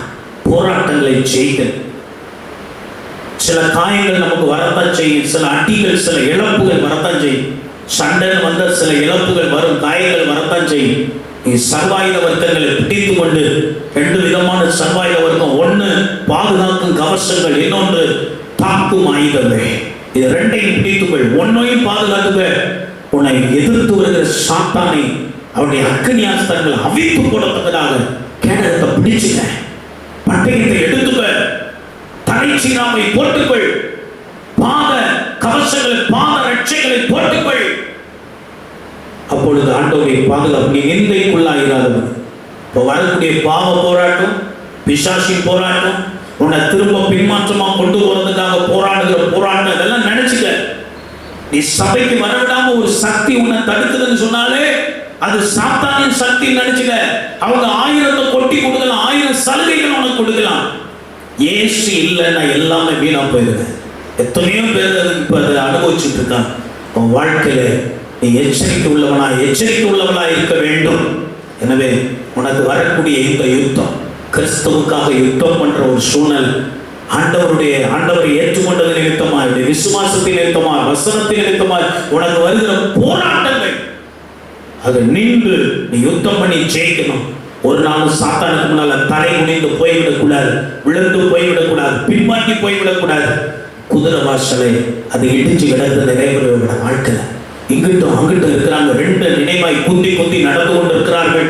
கொஞ்சம் உபத்திரம் வந்தால் பின்வாங்கி போய்விடுகிறார்கள், சபைக்கு வராமல் நின்று போய்விடுகிறார்கள், ஜபத்தை நிறுத்தி விடுகிறார்கள், வேதம் வாசிக்கிறதை நிறுத்தி விடுகிறார்கள், ஆராதனையை நிறுத்தி விடுகிறார்கள். பின்மாற்ற ஆவி உள்ளே வந்துவிடும்.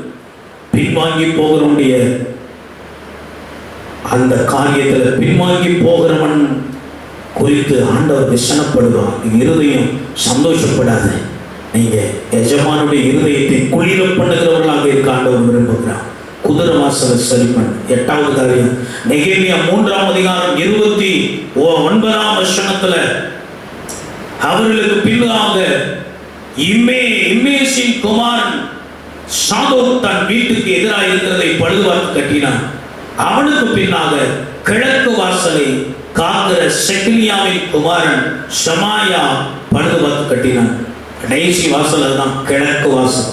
இந்த கிழக்கு வாசல் என்பது எதை குறிக்கிறதுனா, வருகைக்கு நான் ஆயத்தமாக இருக்கிறேன். இயேசு கிறிஸ்து எப்பொழுது வந்தாலும் அவரை எதிர்கொண்டு போக நான் ஆயத்தமாக இருக்கிறேன். 1 தெசலோனிக்கேயர் 4ஆம் அதிகாரத்தில் சொல்லியிருக்கிறது அல்லவா, எக்காலம் தொனிக்கும், கடைசி எக்காலம் தொனிக்கும், அப்பொழுது இயேசு கிறிஸ்து மத்திய ஆகாயத்தில் இறங்கி வருவார். கிறிஸ்துவுக்குள் மரித்தவர்கள் எல்லாம் உயிரோடு எழும்பி இயேசுவை சந்திப்பார்கள். பின்பு உயிரோடு இருக்கிற நாமும் மறுரூபமாக்கப்பட்டு பரலோகத்துக்கு போக மாட்டீங்க. இந்த வருகையை பற்றி செய்தி பல சபைகளிலே இல்லை.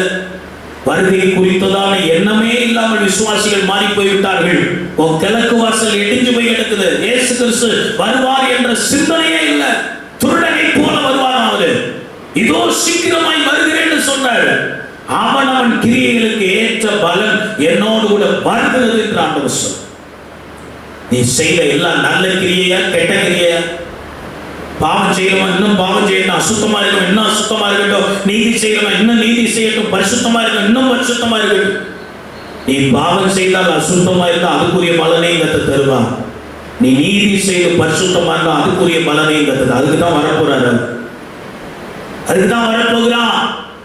விசுவாசிகளுக்கு தான் முதல் நியாய தீர்ப்பு கர்த்தருடைய வீட்டில் துவங்கும் காலம். சபைக்கு தான் முதல் நியாய தீர்ப்பு. இயேசு மத்திய ஆகாயத்தில் வரும்போது எடுத்துக்கொள்ளப்பட்ட அவரை சந்திக்கிறவனுக்கு பரலோகம் நிச்சயம், கைவிடப்பட்டவர்களுக்கு அவர்களுக்கு நியாயத்தீர்ப்பு.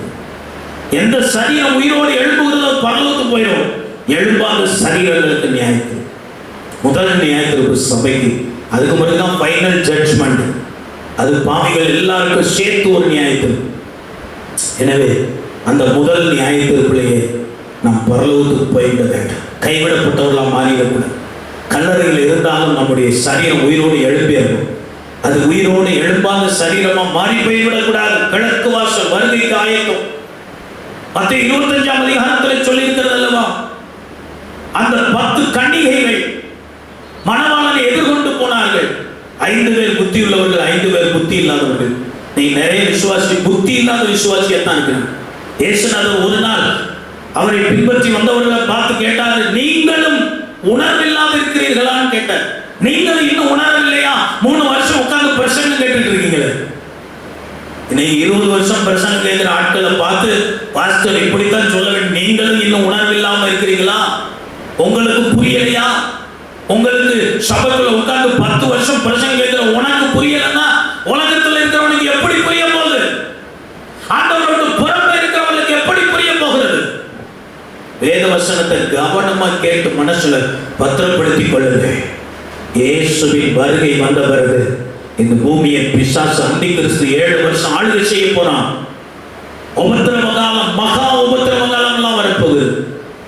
அந்த உபத்திரவத்துக்குள்ள நம்ம போகாம இருக்கணும்னா ரகசிய வருகையிலே நம்ம எடுத்துக்கொள்ளப்பட வேண்டும். 7 வருஷம் முடிஞ்ச உடனே இயேசு கிறிஸ்து பகிரங்கமாய் ஒலிவ மலையில வந்து இறங்குவான். அதான் இயேசுவின் பகிரங்க வருகை. ரகசிய வருகையில் எடுத்துக்கொள்ளப்பட்டு பரலோகத்துக்கு போனவர்கள், பரதீசுக்கு போனவர்கள் எல்லாம் திரும்ப அவரோடு கூட வருவோம். பிசாசை 1000 வருடம் பாதாளத்தில் கட்டி வைத்துவிட்டு 1000 வருடம் எருசலேமை தலைநகராய் கொண்டு இயேசு கிறிஸ்து ஆளுகை செய்வார், ராஜ்யத்தை ஸ்தாபிப்பார். அன்றைக்கு நாம் எல்லாம் அவரோடு கூட குட்டி குட்டி ராஜாக்களாக இருந்து ஆளுகை செய்ய அவர் உதவி செய்வார். அதன் பிறகு பிசாசுக்கு கொஞ்ச நாள் விடுதலை கிடைக்கும். கோகு மாகோகு யுத்தம், பெரிய யுத்தம் வரும். அந்த யுத்தத்துல இயேசு கிறிஸ்து நித்தியமாய் பிசாசை ஜெயிச்சு நரகத்துக்கு தள்ளி விடுவான். அதுக்கு பிறகுதான் வெள்ளை சிங்காசன நியாயத்தீர்ப்பு. அந்த நியாயத்தீர்ப்புல தான் பாவிகளை நரகத்துக்கும் பரிசுத்தவான்களை பரலோகத்துக்கும் ஆண்டவர் அனுப்புவார். அதுக்கு பிறகு நித்திய வாழ்க்கை, புதிய வானம் புதிய பூமி. உலகமெல்லாம் அழிச்சு போயிடும். புதிய வானம் புதிய பூமியை ஆண்டவர் கொடுப்பார். அதில் நித்தியமாய் ஆண்டவரோடு இருந்து அவரை மகிமைப்படுத்த. இது இந்த ஒரு சந்தோஷமான, இதுதான் மகிமையின் நம்பிக்கை. இந்த நம்பிக்கைக்காக தான் நீங்க சர்ச்சுக்கு வரீங்க. இந்த நம்பிக்கைக்காக தான் ஆண்டவர் ஆராதிக்கிறீங்க. இந்த நம்பிக்கைக்காக தான் நீங்கள் ஜெபம் பண்ணுகிறீர்கள். நீங்கள் வேதத்தின்படி வாழணும்னு விரும்புறது இதுக்காகத்தான், வேறொரு காரியத்துக்காக அல்ல. இந்த மகிமையின் நம்பிக்கை உங்களுக்கு இருக்குதா? கிழக்கு வாசல் ஸ்ட்ராங்கா இருக்குதா? வருகைக்கு ஆயத்தங்கிறது ஸ்ட்ராங்கா இருக்குதா? நிறைய நேரங்களில் சபைகள்ல இன்னைக்கு செத்த பரலோகத்துக்கு போவாங்கிறவங்க எல்லாம் கை வைத்துங்கன்னு சொன்னா ஒரு 4 பாட்டியமா தான் கை வைத்து, மற்றவங்க கையெல்லாம் அரை கை, கால் கை, முக்கால் கையெல்லாம் உயரும். கான்பிடண்டா கை வைக்க முடியல. நான் நிச்சயமா போயிடுவேன். 1000 குப்பை உள்ள கிடைக்குது, 1000 தடைகள் உள்ள கிடைக்குது, அழுக்கு கரையும் இருக்குது. யார் பரலோகத்துக்கு போவாங்க? கரை இல்லாமல், குற்றம் இல்லாமல் கர்த்தருக்காய் வாழ்ந்து முன்னே இருக்கிறவர்கள், கரை திரையற்ற பரிசுத்தவன்கள் தான் பரலோகத்துக்கு போவாங்க. அப்படிப்பட்டவர்களால் வாழ உங்கள் வாழ்க்கையை ஒப்புக்கொள்ளும். இன்று மரித்தாலும் இயேசுவோடு நான் போய்விடுவேன். இயேசுவின் வருகை நாளில் அவரை சந்திக்க நான் ஆயத்தமாக இருக்கிறேன். உன் தேவனை சந்திக்க நீ ஆயத்தப்படும். அப்போ இது கிழக்கு வாசல். 8 வாசல்கள் உங்களுக்கு சொல்லியிருக்கு. நீங்கள் நிந்தைக்குள்ளா இருக்கிறதுக்கு காரணம் இந்த 8 வாசல்கள் இடிஞ்சு போய் கிடக்குது. சிலருக்கு 8 இடிஞ்சு போயிருக்கும், சிலருக்கு 4, 5, 3, 2 உடைஞ்சு போயிருக்கும். அதை சரி பண்ணுங்க. அர்ப்பணிப்பு சரியா இருக்குதான்னு பாருங்க. ரட்சிப்பு உங்களுக்குள்ள இருக்குதா, அந்த இழந்து போயிட்டீங்களான்னு பாருங்க. 100% ஆண்டவருக்கு ஒப்புக்கொடுங்க. ரெண்டாவது, ஆத்துமாதாயம் பண்ற எண்ணம், சுவிசேஷம் அறிவிக்கிற ஆர்வம் உங்களுக்கு இல்லாம இருந்தா அதை சரி பண்ணுங்க. அது உங்கள் மேல் விழுந்த கடமை. அறிவிக்காவிட்டால் ஐயோ, அது மாபெரும் கட்டளை. நற்செய்தி அறிவிக்கும் ஆர்வத்தை வளர்த்துக் கொள்ளுங்க. மீன் வாசலை கட்டுங்க. மூன்றாவது, பழைய வாசல் நினைவு கூர்தல் இல்லையா உங்களுக்கு? நன்றி உள்ள இருந்தேன் இல்லையா? துதிக்கிற துதி உங்களுக்கு இல்லையா? பழைய பாவம் உள்ள வந்திருக்குதா? அதை சரி பண்ணுங்க. பழைய வாசலை சரி துதிங்க, சாட்சி சொல்லும் மனப்பான்மை வளர்த்துக் கொள்ளுங்க. நாலாவது, பள்ளத்தாக்கின் வாசல். தாழ்மை உங்களுக்கு இல்லை, இறக்க குணம் உங்களுக்கு இல்லை, சேவை மனப்பான்மை உங்களுக்கு இல்லையா? அதை வளர்த்துக் கொள்ளுங்க. அந்த வாசல் இடிக்கப்பட்டு கிடு, பள்ளத்தாக்கின் வாசல். அதை சரி பண்ணீங்கன்னா தாழ்மை உள்ளவர்களுக்கு கர்த்தர் கிருபையை தருவான், தாழ்த்துகிறவனை கர்த்தர் உயர்த்துவான், நிந்தை மாறும். ஐந்தாவது, குப்பை மேட்டு வாசல். அனுதின சுத்திகரிப்பு இருக்கணும். பாவத்தை சேர விடாதீங்க. அனுதினமும் பாவனையை செய்யுங்க. உங்களுக்குள்ள இருக்கிற அசுத்தங்கள் வெளியே தள்ளிவிடுங்கள். பரிசுத்தத்தை உங்களுக்குள்ள கொண்டு வாங்க. அது உங்க வாழ்க்கைக்கு ஆசீர்வாதமாக இருக்கும். ஆறாவது, ஊரணி வாசல். பரிசுத்தாவின் அபிஷேகத்தில் அனுதினமும் நிறைய புது புது அபிஷேகம், புது புது வாஷம். உங்களுக்குள் மரித்ததெல்லாம் உயிர் பெறணும். வல்லமையா ஜெபம் பண்ணுங்க. முணுமுணுன்னு ஜெபம் பண்ணாது, நம்ம வாய்க்குள்ளேயே ஜெபம் பண்ணாதீங்க. நல்ல கம்பீர சத்தத்தோடு ஜெபம் பண்ணுங்க. உங்களுக்கு வீட்டில் அப்படி ஜெபம் பண்ண முடியாவிட்டால் எங்கேயாவது விடுதலையோடு சத்தம் போட்டு அழுது கண்ணீரோடு ஆண்டவர் ஆராதிக்க ஜெபிக்க எங்க உங்களுக்கு வாய்ப்பு இருக்கு அங்க ஓடுங்க. ஆலயத்துக்கு ஓடி வாங்க. அழுது ஜெபம் பண்ணுங்க, கண்ணீரோடு ஜெபம் பண்ணுங்க. கிருபையை கர்த்தர் உங்களுக்கு தருவான். பள்ளத்தாக்கி ஊருணி வாசலை சரி பண்ணுங்க. ஏழாவது, குதிரை வாசல். யுத்தம் வரும், உபத்திரம் உண்டு, வசனத்தின் நிமித்தமாய் போராட்டம் வரும். பிசாசு போராடுவோம், மனுஷங்க போராடுவாங்க. உங்க மாம்சம், உங்க குடும்பம் உங்களுக்கு விரோதமா இணைஞ்சன பந்துக்கள் போராடுவாங்க. என்ன தெரியாது, உங்களை எதிரியாத்தான் பார்ப்பாங்க. அது ஒரு வாழ்க்கை, அது ஒரு போராட்டம். அதை நீங்க ஜெயிக்கணும். அப்போ நீங்க குதிரைகளை போல, யுத்த குதிரைகளை போல மாறணும். ஜெயம் கர்த்தர் தருவார். எட்டாவது, கிழக்கு வாசல். வருகைக்கு ஆயத்தமாக. எப்போ அவர் வந்தாலும் அவரோடு போக நான் ஆயத்தம் என்று சொல்லி புத்தியுள்ள கன்னிகைகளை போல ஒப்பு கொடுங்க. கடைசி காலத்தை குறித்த அறிவு, விழிப்புணர்வு. உங்களை சுற்றில் என்ன நடந்தது, அந்திகிறிஸ்து ஆளுகை எல்லாத்தையும் ரெடி பண்ணிட்டான். இயேசு கிறிஸ்துவின் 1000 வருட அரசாட்சிக்கு நீங்க என்ன பண்ணிருக்கீங்க? இயேசு கிறிஸ்துவின் 2ஆம் வருகைக்கு ஜனங்களை ஆயத்தம் பண்ணியிருக்கீங்களா? முதல் வருகைக்கு யோவான் ஸ்நானகன் வழியை ஆயத்தம் பண்ணான். 2ஆம் வருகைக்கு திருச்சபை அவருக்கு வழியை ஆயத்தம் பண்ணணும். ஆயத்தம் பண்ணுவீங்களா? ஒப்பு கொடுங்க. உங்களை ஆசீர்வதிப்பா. பரலோக நம்பிக்கை உடையவர்களா இருங்க. கண்களை மூடி முழங்கால் படியிட்டு நம்ம எல்லாரும் ஆண்டுடைய சமூகத்தில் ஒப்பு கொடுத்த ஆண்டவரே, இனி நிந்தைக்குள்ளாயிராதபடி எருசலேமின் வாசல்கள் இடிக்கப்பட்டு கிடக்கு, மண்மேடாக்கப்பட்டு பாழாய் கிடக்கிறது, அக்கினியினால் சுட்டரிக்கப்பட்டு கிடக்குது. நெகேமியா சொன்னா, இப்படி இருக்கும்போது என் பிதாக்களின் கல்லறை உள்ள தேசம் பாழாய் கிடைக்கும் போது நான் எப்படி சந்தோஷமா. அவன் இதை கேட்ட உடனே சில நாள் உட்கார்ந்து அழுது உபவாசம் பண்ணி ஜெபம் பண்ணான். அவனுக்குள்ள ஒரு தரிசனம் வந்தது. அவனை கொண்டு எருசலேமின் அலங்கத்தை கட்டினான். தேவனுடைய பிள்ளையே, உன் வாழ்க்கையில ஆண்டவர் கொடுத்த பாதுகாப்பின் எல்லைக்குள்ளே இருக்கிறாயா? எல்லை தாண்டி போயிருக்கிறாயா? நம்பிக்கையுடைய சிறையே, நீ திரும்பி வா. உன்னை இரட்டிப்பாய் நான் ஆசீர்வதிக்க வேண்டும் என்று ஆண்டவர் அழைக்கிறார். அல்லது நீ அஜாக்கிரதையா இருந்ததினால் உன் வாசல்களும் பூட்டுகளும் தாழ்பாளர்களும் உடைத்து தொங்குகிறதுனால் பிசாசு உள்ளே வந்து ஒரு சமாதானத்தை கெடுத்து, ஆரோக்கியத்தை கெடுத்து, ஆசீர்வாதத்தை கெடுத்து உன்னை நிந்தைக்குள்ளாக்கி விட்டானா?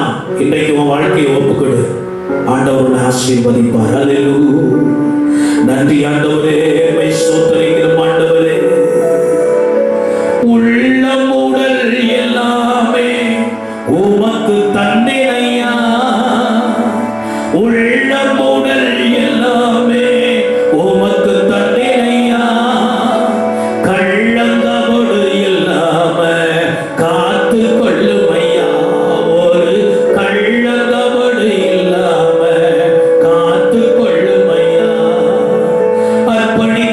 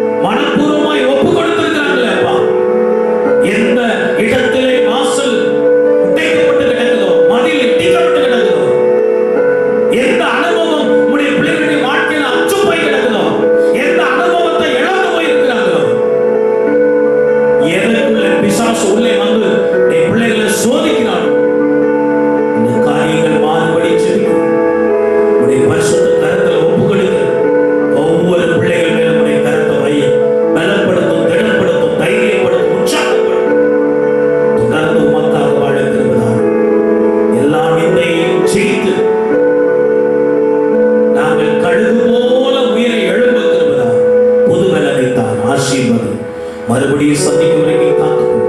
எல்லா துதி கன மகிமை புகழ் மாட்சிமை உமக்கு ஒருவருக்கே செலுத்தி மீட்பர் இரட்சகருமான இயேசுவின் நாமத்தில் ஜெபிக்கிறோம் எங்கள் நல்ல பிதாவே, ஆமென். என் ஆத்துமாவே கர்த்தரை ஸ்தோத்திரி, முழு உள்ளமே பரிசுத்த நாமத்தை ஸ்தோத்திரி. என் ஆத்துமாவே கர்த்தரை ஸ்தோத்திரி, அவர் செய்த சகல உபகாரங்களையும் மறவாதே, ஆமென். கர்த்தராகிய இயேசு கிறிஸ்துவின் கிருபை, பிதாவாகிய அன்பு, பரிசுத்தாவின் ஐக்கியம் என்றென்று சதா காலங்களிலும் நம் அனைவரோடும் சகல பரிசுத்தவான்களோடும் இயேசு கிறிஸ்துவின் வருகை மட்டும் இருந்து வழி நடத்தி காப்பதாக, ஆமென், ஆமென். அல்லேலூயா, அல்லேலூயா, அல்லேலூயா. ஆண்டவர்கள் எல்லாரையும் ஆசீர்வதிப்பா. ஒருவரையும் வாழ்த்துங்க, உற்சாகமா இருங்க.